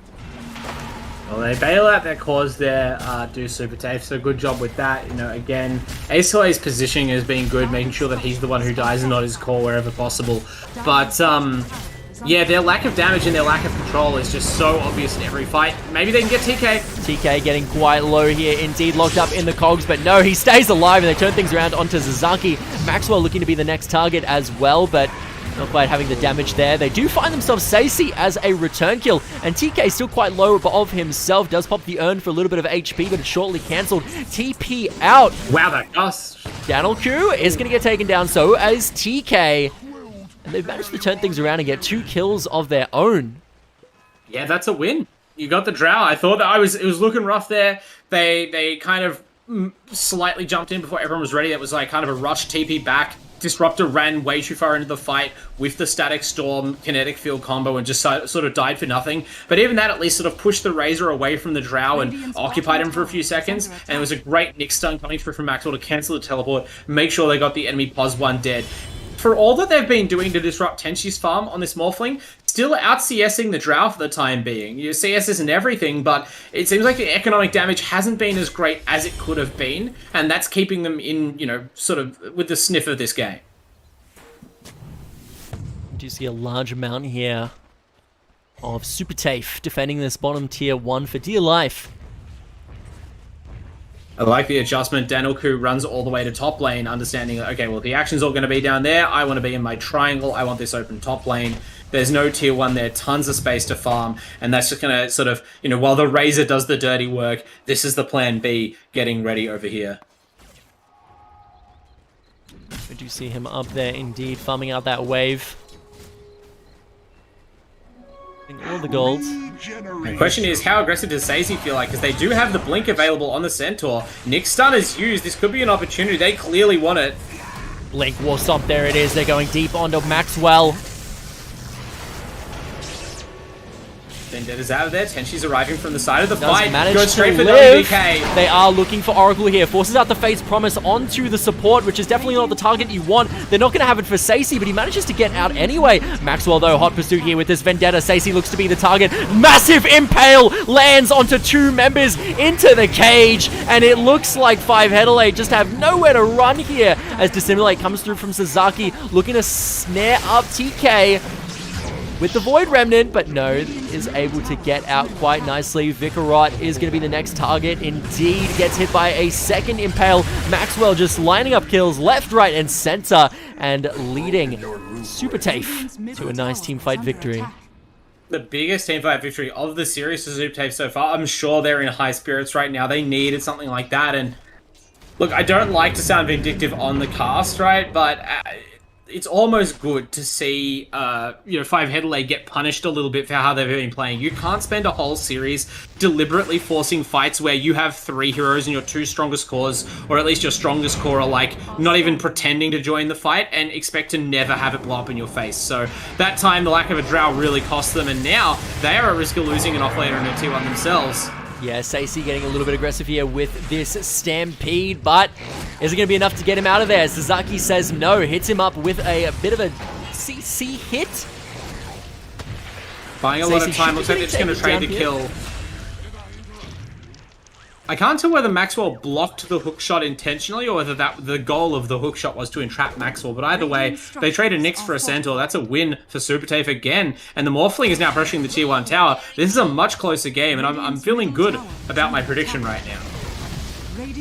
Yeah, Tenshi is quite large. Still a little bit behind this Drow in terms of last hits and net worth, but very strong in his own right. A hero that does kind of come online a little bit earlier. And not only that, but it looks like he is very, very close to potentially getting this E-Blade once the courier arrives. And yes, sir, there it is. So this is really where things are going to start coming online for him. It's one thing to be a couple of hundred net worth behind the Drow range, but when the Drow's net worth is in a Dragonlance and a Yasha, and the Morphling's net worth is in an E-Blade, it's hard to consider it behind, right? Like, the 2 heroes fight right now, I think Tenshi wins. And I think that remains true until Drow even completes BKB, although the Cine pickup, quite powerful for Danielku, who continues to relentlessly destroy the triangle, just having infinite space made for him right now. That's great teamwork. Should see him potentially here using this E-Blade to its full effect. Can't imagine he farms for too much longer. I'm sure he wants to make maximum usage of this big item spike on their position 1. This is really where Morphling comes online and is able to be one of the scariest 1-item spike carries in all of Dota. Definitely. And I love this synergy, like the timing between the cores of the itemization of the cores on SuperTafe's lineup right now. So much different than how it was in Tier 1, right? In Game 1. They never really got the Wind Ranger ganking capacity online alongside the Void Spirit. And I feel like Sasaki really could have used the help in Game 1. This game, he's got the backup, right? Look at this dynamic duo of Void Spirit and Morphling. If they decide they want to target dead, that target will die.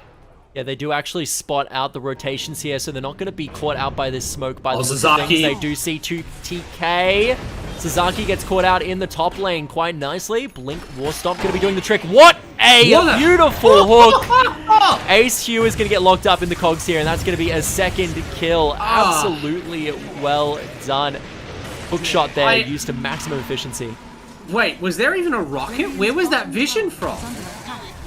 You just guessed. I don't know. Just use the force. Like, I mean, look, I guess it's not beyond the realms of possibility. When you see an enemy core hero that far up, it is big Dota brain stuff to know that they're not respecting your opponents. Really saying you do have support on the high ground, but still to just like point and click on the disruptor like that is brutal. Then you go back and watch that replay, and I'd be pretty annoyed if I was Ace Wait.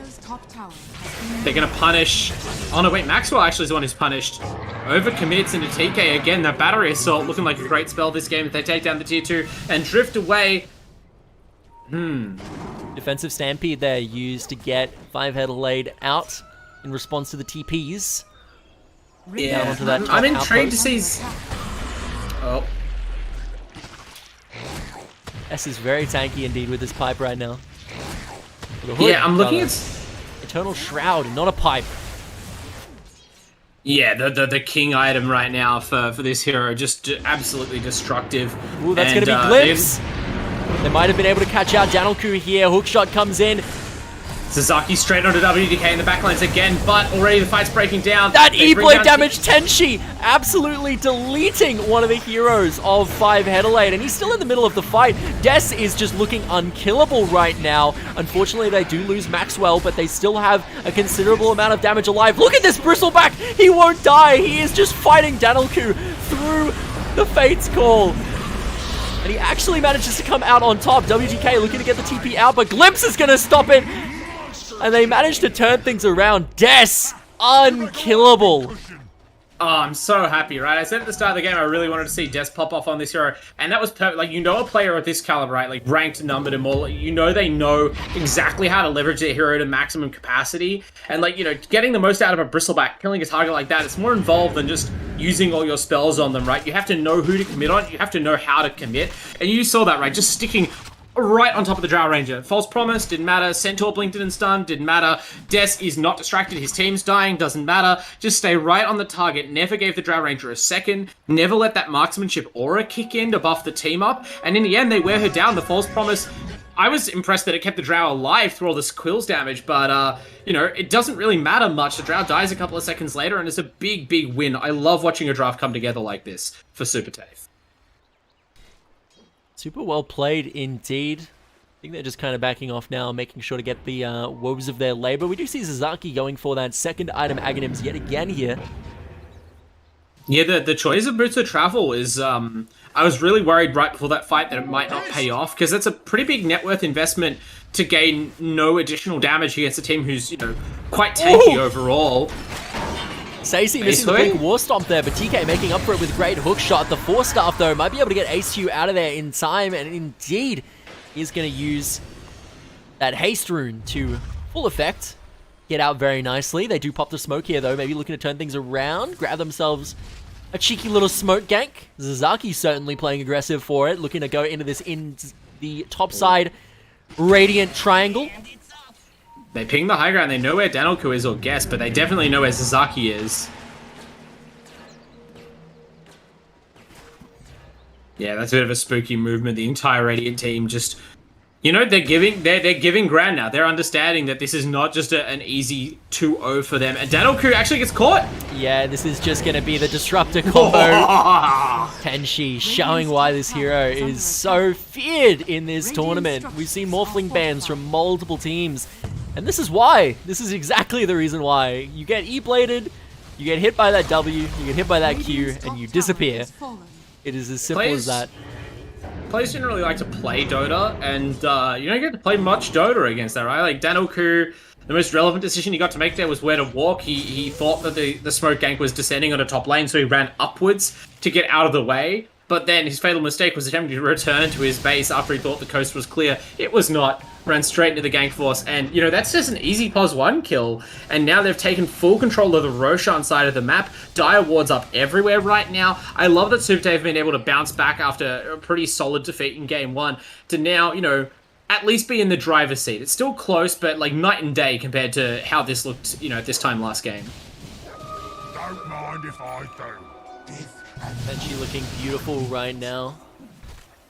Really strong. Got the BKB online as well.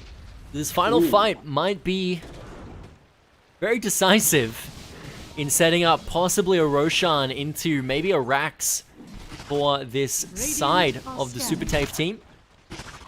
Is that BKB pickup surprising for you on the Morphling at this point?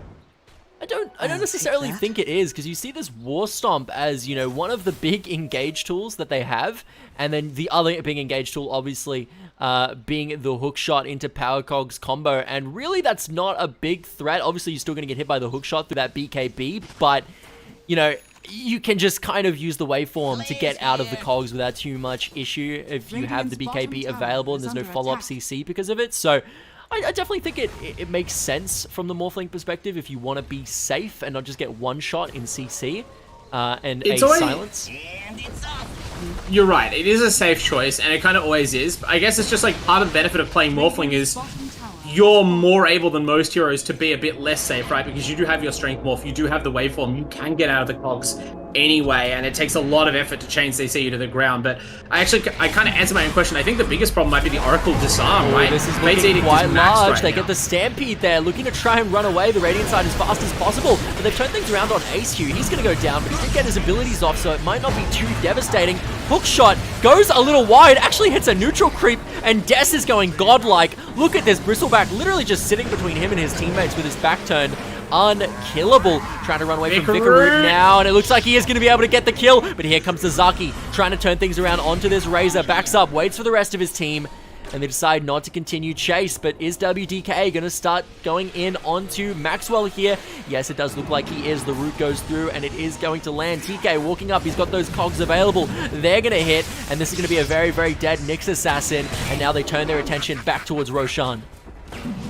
Wow, I expected that fight to actually go a lot worse for 5Headelaide, but TK on this clockwork, that was super impressive. Hit a godly cogs right on the steps. It's not just the positioning, but the timing. Managed to get the cores, like he got the Razor, who is really tanky right now, let him run free deep in the enemy team, and managed to cut off the pursuit of the Bristleback to get the Oracle to safety, buy some space, reset the vision advantage in the fight. Then, I mean, okay, that hook shot looked a bit goofy, but more importantly, the Urn charge, right, the Spirit Vessel charge, that's what allowed them to actually finally bring down Dess's massive Bristleback.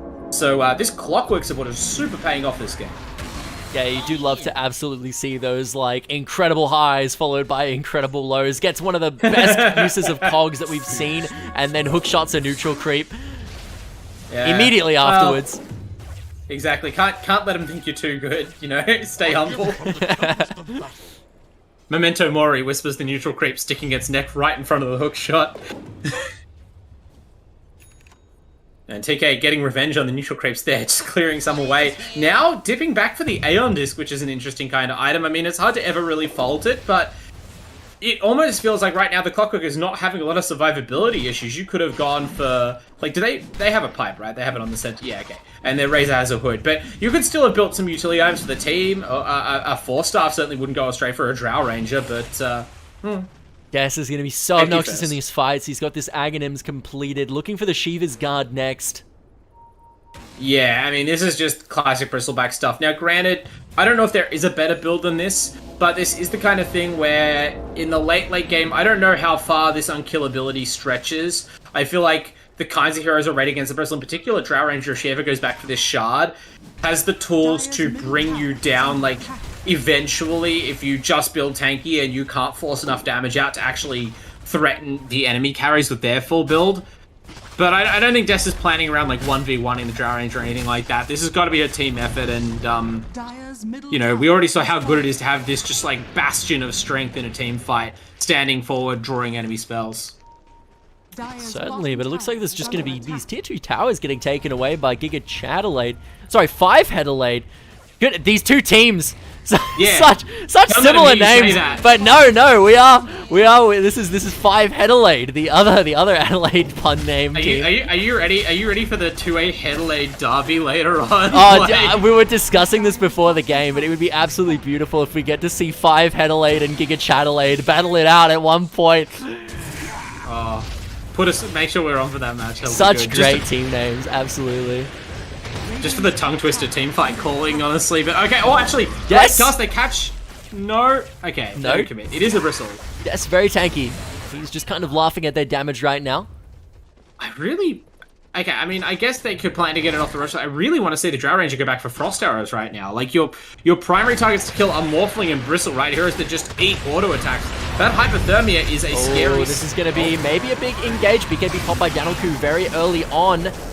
We might see this Centaur War Runner go down. No, we won't. Barely stays alive. And Maxwell is actually going to get taken down as a result.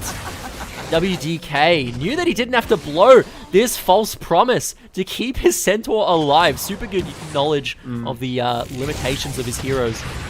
I mean, maybe there's also just the case you just tell your Centaur, like, you're straight up not getting false promise. If you die, you die. You know, you are my side There, we're benefit. speaking of you die. We just saw it happen. Vikarot in the middle of things right now, but he is staying quite healthy. Danoku does not have a BKB available, and he is going to get glimpsed, and there's no BKB to stop it. Caught up in the silence, false promise does come through from WDK at last, and he is going to die for it.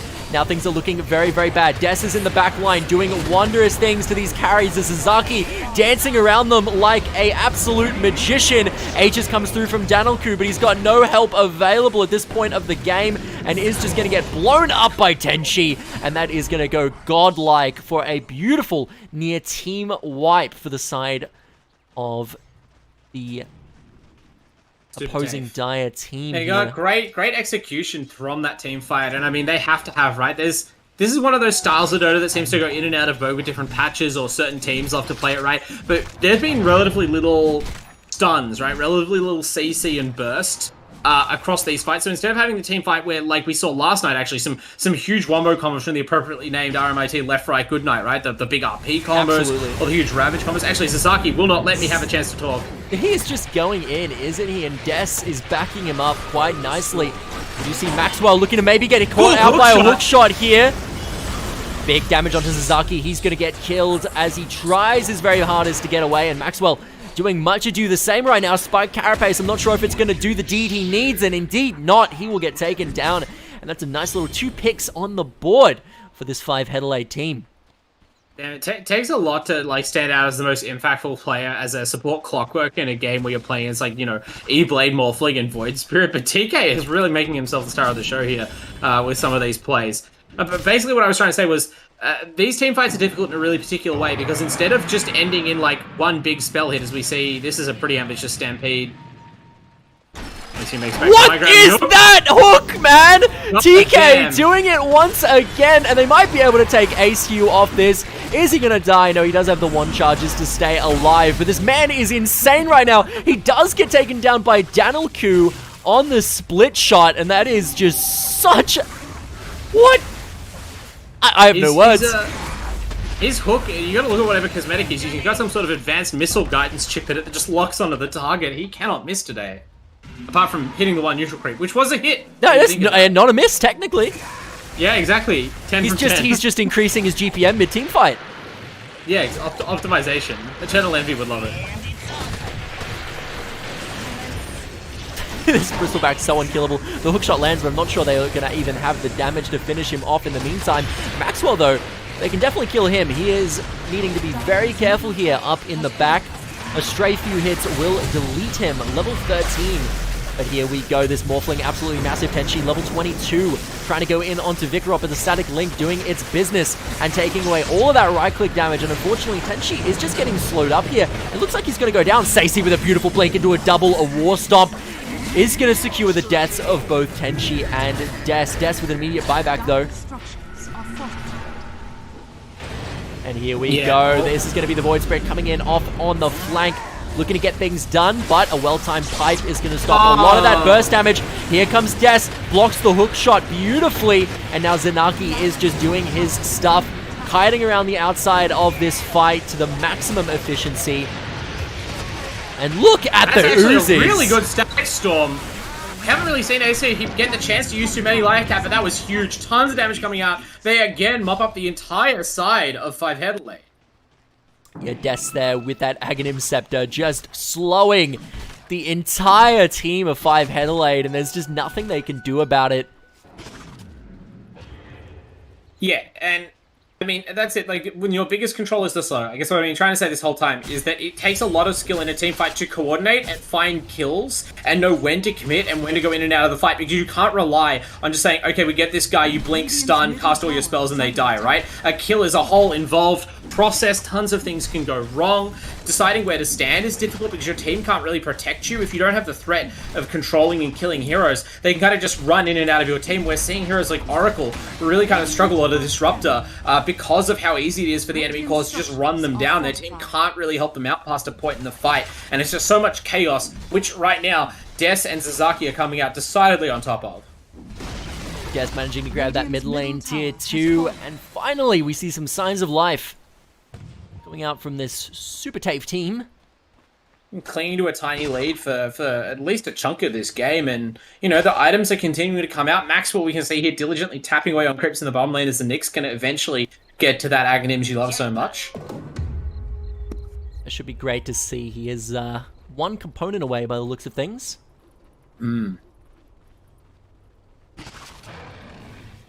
Skadi completed on the Morphling, looking for a Crystallis next, so definitely trying to amp up the physical damage now that the you know, the E-Blade's starting to sort of lose some of its luster as a killing tool.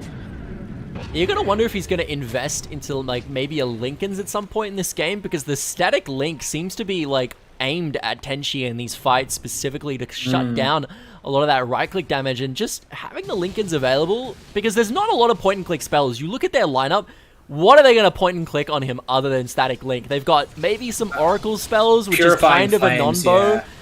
You don't really want to be using it too much, because you could just heal the Morphling if you don't use it at the right time. I mean, it's a 1 second cooldown, but I think that it could still be a good investment, because you're right, like, the Oracle doesn't have the Aether Lens or the Blink Dagger that the hero often picks up, so it might just not be ever convenient to hit the Morphling. I could see the Linken's being good.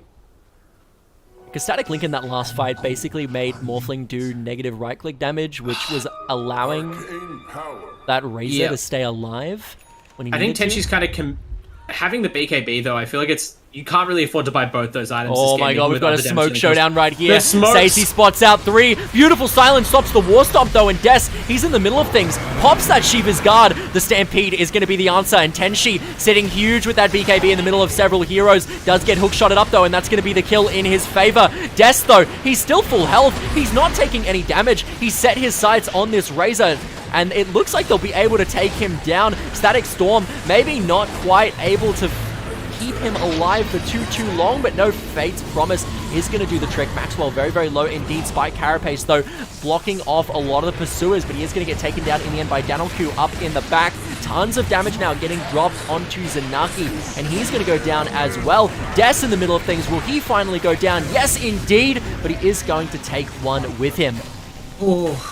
I mean, I mentioned how hard these teamfights are to play, and finally SuperTafe stumbled a little bit there. The Morphling, you called it, got eaten up by the Razor a second fight in a row. But I have to say, you could buy a Linken's, or you could just not waveform onto the Razor. Like, if you hold your waveform, then you're never going to get a full duration Static Link off on you. But he waveformed into the fight, right? As soon as those smokes broke, desperately just kind of looking for the Drow or the Oracle, landed on the Razor instead, and from there the fight just kind of goes poorly. Des can only do so much to control things. They never got onto Danoku at the back, and finally we saw that marksmanship kick in and just kind of rip these heroes apart over a few seconds. Danoku actually getting hit here. No follow-up. Just glimpsing him because it's funny, I guess. I don't know. You're a disruptor. Like, what can you're sort of out of frustration. Just like, yeah, we'll get glimpse. That's right. You gotta walk 10 meters again. But your legs are sore right now, huh? But yeah, I don't know. This hero doesn't do a lot by itself, unfortunately. SU, it's struggling with a Great Wave right now. Maxwell guilty of association there. Vendetta walking past the creep wave, or the neutral camp, I should say. A Drow Ranger was popping that multi-shot on. I admire the discipline to just sort of like eat it though. Just like, oh, okay. I'm alright, I'm fine. He doesn't see me. But yeah, Daniel Koo looking supreme right now. Was wearing... Daniel Koo had 4,400 gold, I think, just chilling in his pockets during that last fight. And, I mean, if you lost the fight, I would have said something about it, because that's a lot of power that you're just not using right now. Like, the gap between the Drow and the Morphling is entirely unspent gold. Morphling is actually ahead in terms of, like, net worth contributing to hero power, but, yeah, Daniel didn't seem to matter much, and now looking to build a butterfly, which is going to really put him over the top. Yeah, it does look like he's got both of his neutral slots available, and he actually gets the shard here. Going over to him. Yes, finally. Okay. Yeah, look, I reckon you probably would have been better off to buy it earlier on instead of waiting like 40 minutes so you could get it for free by killing a Roshan. But the important thing is that now we have the Frost Arrow Shard online. That hypothermia debuff annihilates 2 out of 3 cores on the side of SuperTafe. Like, we've been seeing sometimes the Drow struggling to bring down the Bristle and the Morphling, and I mean, it's not like this is a Divine Rapier level of damage, but I do think you'll see it decidedly add up. Only time will tell here, but that is going to be some crazy damage coming through from Daniel Koo if he's left alone, and he does have that Aegis as well. Hookshot actually does land onto Maxwell. Great usage of the Spike Carapace here, and this is that Aghanims we were talking about. He actually pops out though, maybe decidedly a little bit too early, but things are getting picked up here. Zazaki in the middle of things has to use that ultimate to back out, and it looks like 5Headelaide, they're just going to keep wailing on this Rax, and that is going to be the unfortunate Aeon Disc out from Clockwork. I don't know if the Drow's your target. She has the Aegis. Yeah, look at Daniel Koo standing tall there. Actually, now a target. Yeah, but he does have that Aegis like we mentioned. Fate's Promise is going to get used on him to buy a little bit more time. Tenchi in the back. He's looking for WDK, but here comes TK trying to peel his position 5 the best he can, and Daniel Koo does have the damage. He ends up going down, but the Aegis is there, and it looks like we see SuperTafe running out of ultimates in this fight. We'll see if they can keep things up through this Aegis respawn, and it looks like they're able to, as a beautiful play from Tenchi on this Morphling actually steals with the well-timed ultimate the form of this Drow Ranger and unloads some incredible range damage, and it's all going haywire right now for the side of 5Headelaide. They're chasing down Daniel Koo, and I don't think there's any possibility he gets away from this situation with Des spamming the ooze like he is, and indeed, they're going to pick up a double kill for Tenchi and go with a clean teamfight victory. I think what you see right there is the difference between like how variable the strength of an Aegis can be depending on your cause, right? Everyone knows that like, oh, the Aegis isn't great on like a Lycan, right? Because you only have one transformation to use or something like that. But it's also not that great on a Drow Ranger when your team like this one is kind of falling off already or not really dominant, and you don't really have like a second strong core to distract from the Drow and the enemy can get on you. Because Drow, like isolated against the team, it's not a Terrorblade, it's not a Sven, it's not a hero that can like blow enemy heroes up or 1v5, and so they're able to like, because they're so tanky and because there's no control, they kind of just kited her damage and controlled her as much as they could. They got past her onto the backlines and took them down, and then the Drow's second life isn't really an issue. You almost wonder whether they should have given the Aegis to the Centaur or the Oracle. Yeah, we do see quite nicely there though, Tenchi did manage to use Morph to change into the Drow Ranger and just unload so much damage with that multi-shot from the back line. He's like, oh, I see you have Aghanim Shard. Nice. I also now have Aghanim Shard. Yeah, oh, definitely. Like, they had to also play a really strong team fight around it. Don't get me wrong. Like, it's SuperTafe making this work right now, but, you know, I feel like the draft maybe wasn't quite as good, or it certainly wasn't quite as airtight in the late game this time around, and we're seeing those gaps exploited, unfortunately for fans of 5Headelaide. Yeah, and you have to wonder when it gets to this late game right now, maybe this individual players may lack in certain lanes here for the side of SuperTafe, but when it comes to this stage of the game, it really is just a sum of parts, and you have Des, as you mentioned, very high MMR player here, who is likely going to be one of the people on the microphone right now, calling the shots, calling the rotations, calling the picks, and that makes it very, very scary to take this game late into such a team-reliant state like it is right now. I don't know what they need, but I think they maybe need like Vicaru to build a blood. Oh, he's going Daedalus. Okay, I was about to say I think they need a Bloodthorn, right? I think what they need overall is more control. Because like look at this Morphling hero, right? Does not have a lot of defense. Pretty much just leaning on a BKB. At this point in the game, that shouldn't be enough. Sasaki, or slightly tankier, but still mostly relying on BKB and a Flicker.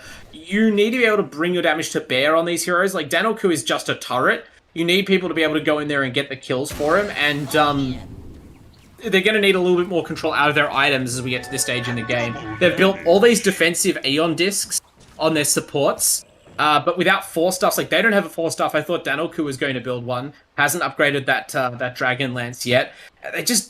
They need to have more control over the positioning of the fights. That's it.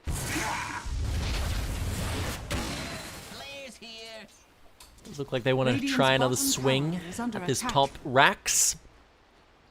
Yep. Going in without Aegis this time. They're not actually going to know that they're going to be pushing this Rax until they get all the way up to this Observer Ward that is all the way up at this high ground. I mean, the Daikin's kind of process of elimination, right? Because they have great vision. They have vision of the Radiant base. They have vision of the Radiant triangle. They have heroes pushing in the bottom lane. Unless all of the Radiant are smoked in middle, then they're top. Dire's top barracks are under attack. You look at buyback status here, and the only heroes not having buyback are going to be Centaur, Clock, and Oracle for this next fight. Unlucky find. You have to think it's going to be a big one with so many buybacks available. Ooh. Okay, WDK has the Oracle Shard queued up, which is an interesting one. That's the False Promise Invisibility that I guess used to be a core component of the spell, then became a talent, now a Shard. It's often, like, kind of countered unless you can catch people by surprise, but maybe you can win one big fight off it just by buffing up the Drow and letting her, you know, get loose. Radiant's bottom tower is under attack. Certainly a possibility, but WGK definitely a player that has not missed with this Oracle pick. We did see, unfortunately, in the last fight, we saw Clock kind of wastefully go in, not really get anything out of it due to Nyx being in that incredible amount of damage resistance in that Aghanims, and ends up having his Aeon Disc get popped before the fight really starts. Oh my god, look at this. That's a good flag, yeah. With flair.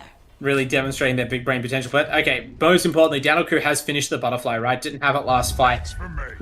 Maybe that will help, you know, provide the 1v5 potential they need. I still think you need to go harder on the damage, or at least you need like a Hurricane Pike so that you can reposition to be with your team and get out of the way of enemy heroes disabling your marksmanship.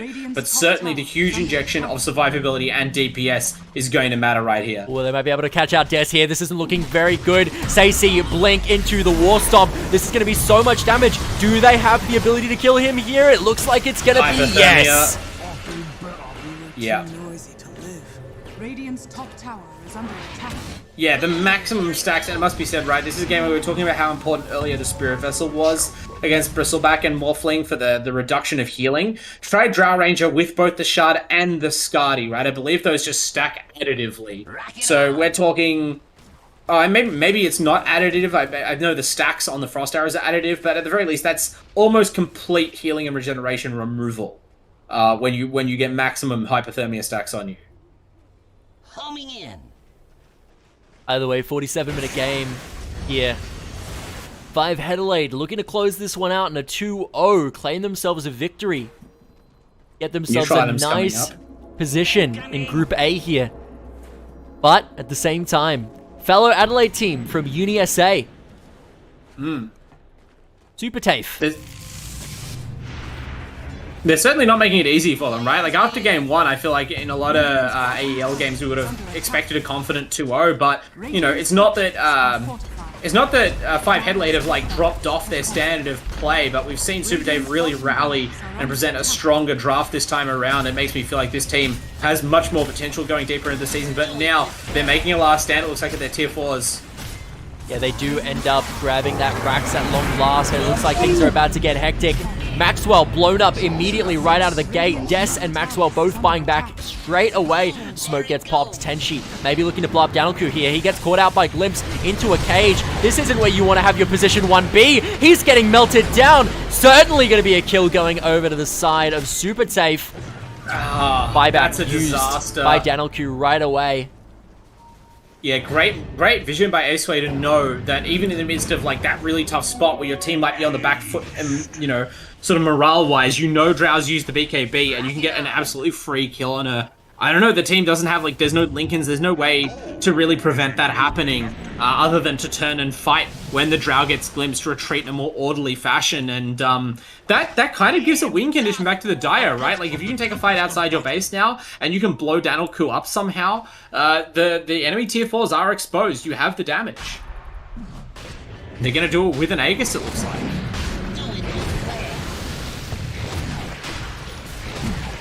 Certainly looking to be a Roshan attempt. 5Headelaide, are they moving to contest? Daniel-Ku's in the base. They give it up. They end up grabbing that one up quite nicely.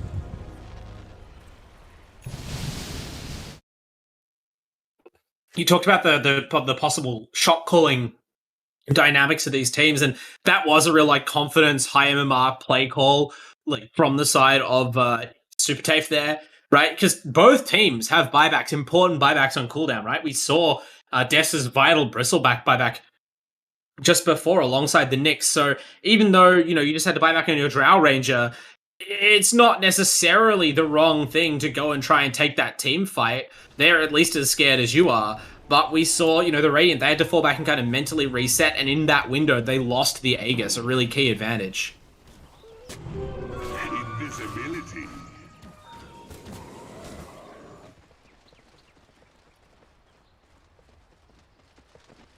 Dire are scanning. There it goes.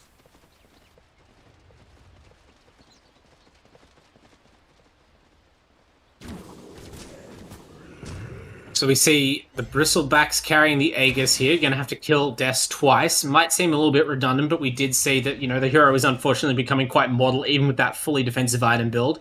Meanwhile, they've given the cheese to Tenshi, which, I mean, it is a morphling with a Satanic and a BKB, so if anything, should be able to stay alive for long enough to press the cheese button. It's this guy, but still maybe a target if you can get a chain of, you know, Blink Hoof Stomp into Gust. Maybe you can deny the cheese usage and get a key core kill. Yeah, it's interesting going for that Satanic when, as you were saying, there's so much anti-heal coming out of this Drow Ranger. Well, it is a purge. I have to check whether hypothermia is purgeable. I don't have that deeper knowledge, but might end up a bit of a non-bo, yeah.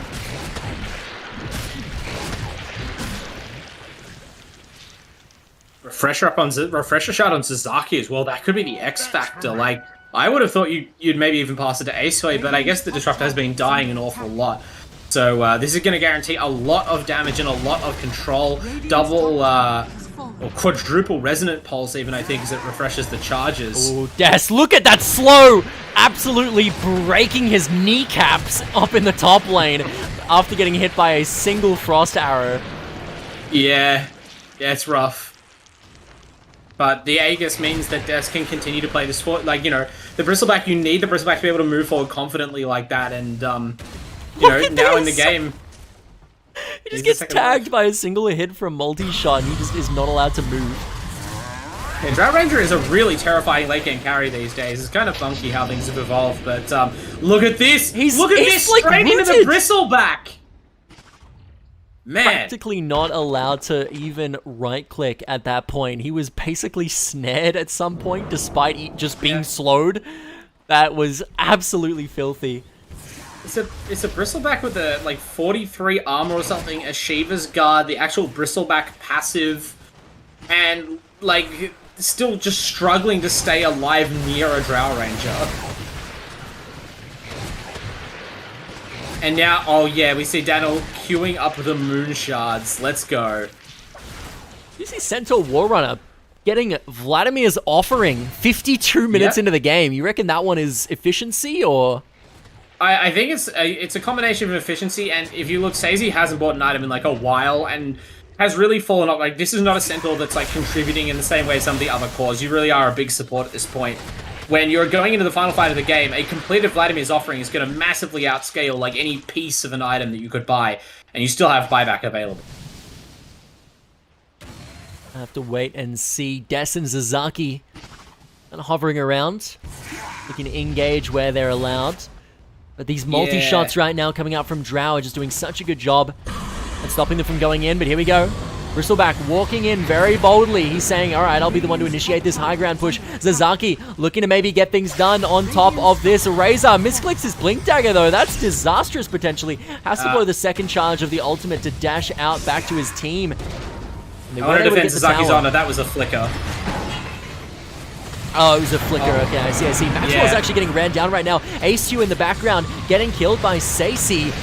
Meanwhile, Des caught up by this Drow Ranger. Look at him. Oh, no, he is just not allowed to move. He's actually kind of living? No. He does have the Aegis, though. We'll see if he's maybe going to be able to get out of here alive. They do have to kill him again, and it was already hard enough to do once. They do have the cage. He might be able to use the cage to get out. Potentially. Vikarut, though, on him very, very constantly. Defensive E-Blade.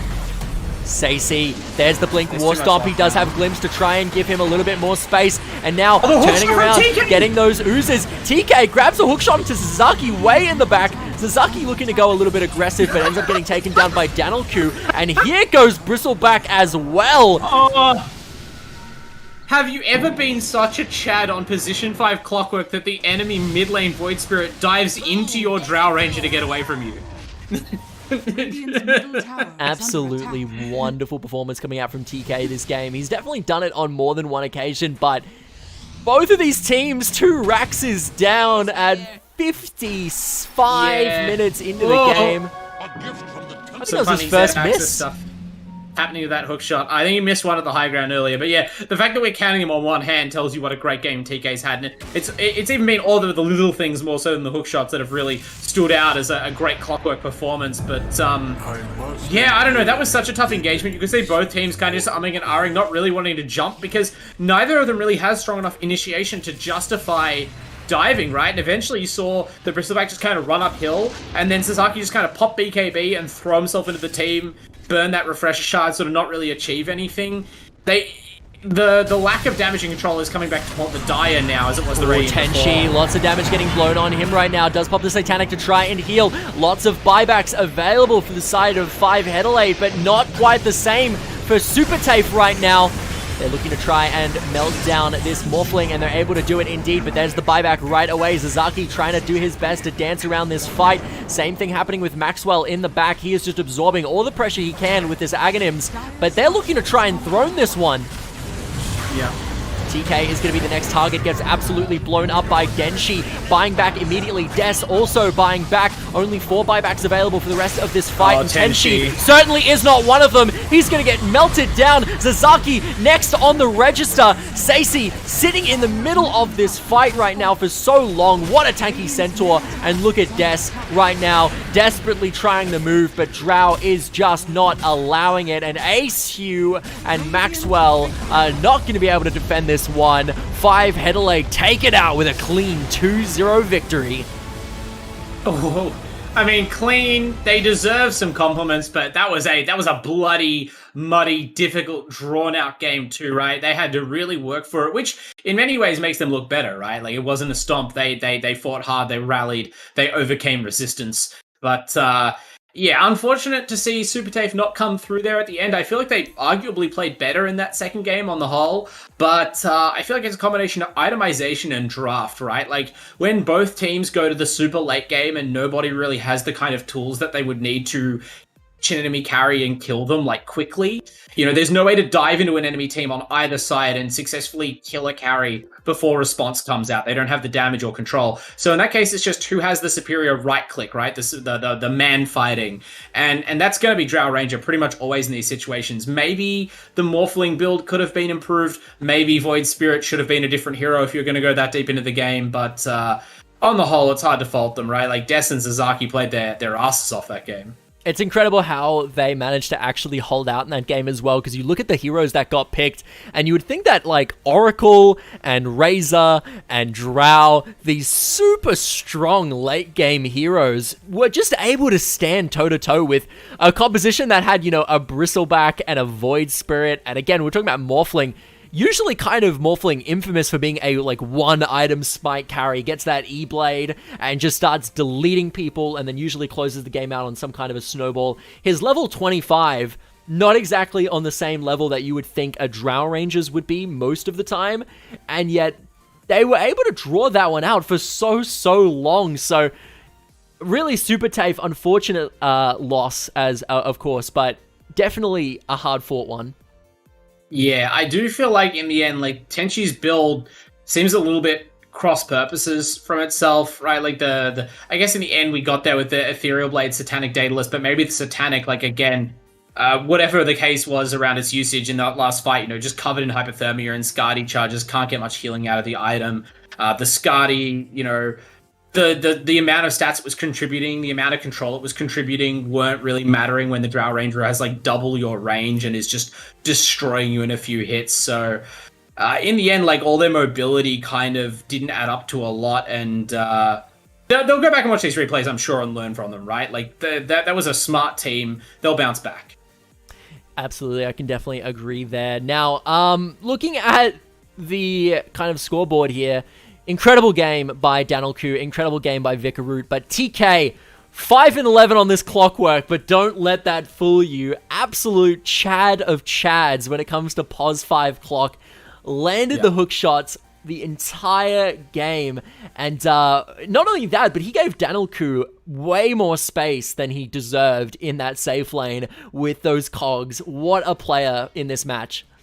I don't think I've ever seen a Clockwork support zone 2 heroes at once that far off a carry, right? Like that's the Sterling service. When you go to a 5-star carry hotel, they bring you your breakfast in bed. They offer you, you know, some healing potions. They stack your creeps for you. Like TK just doing it all there. I hope that you get some support player recognition here, maybe some highlight clips on Twitter or something of those hook shots. But a terrific game overall. I completely agree, but I think it's time that we start, unfortunately, saying goodbye to all our lovely viewers that have been watching so far. Talking about our sponsors one last time before we close things out. Yeah, of course. Take us away with that? Definitely. Always happy to thank the sponsors. Of course, without them, we would not be able to enjoy this standard of high-quality Dota, and these players wouldn't get the opportunity to show off how incredibly skillful they are. Of course, most of our players, I'm sure, fueled by Chatime, primary sponsor of the AEL Uni League, offering that excellent bubble tea, or other varieties of beverage as well. It's not just, you know, traditional bubble tea. They have a great selection there. Something for everybody, I'm sure. Indomie noodles is one of the best things you can possibly pair with the Chatime. Of course, our food sponsor, our snack sponsor. They've offered some great gear to our supporters. I'm sure there'll be more giveaways coming later this season for fans of Indomie noodles. AOC, of course, contributing to those gear packs in the past with their top quality monitors, top of the line in all regards, and you know, can't go wrong with them in general. And Rig, of course, coming through for us big with the audio to complement that visual, our headset sponsor. Thanks again to them and to all of our sponsors throughout the AEL Uni League. Completely agree there. Well, thank you so much for joining me today, Bard, and congratulations to 5Headelaide. Still fingers crossed that we get the 5Headelaide versus Giga Chatelaide matchup. That is just my dream come true for this season. Nevertheless, though, folks, make sure you tune in for the rest of the games that we've got coming at you this week, as well as next week for Season 2.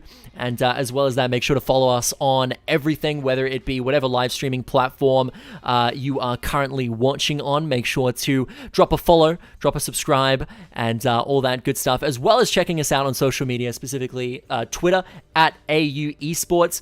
Drop a follow there. You'll see when all of the AEL Uni season games are going live. Make sure to turn on notifications on the Twitter if you want to really make sure you don't miss a single stream. And as well as that, it's not just going to be for Dota. Those are going to be for all of the great games we've got going on and all of the young, brimming Australian esports talent that is present here in this competition. But that's going to be it for me. Do you have anything you want to add before we head on out of here, Bard? Not really. I just seconding my request to be put on the cards for the Adelaide derby.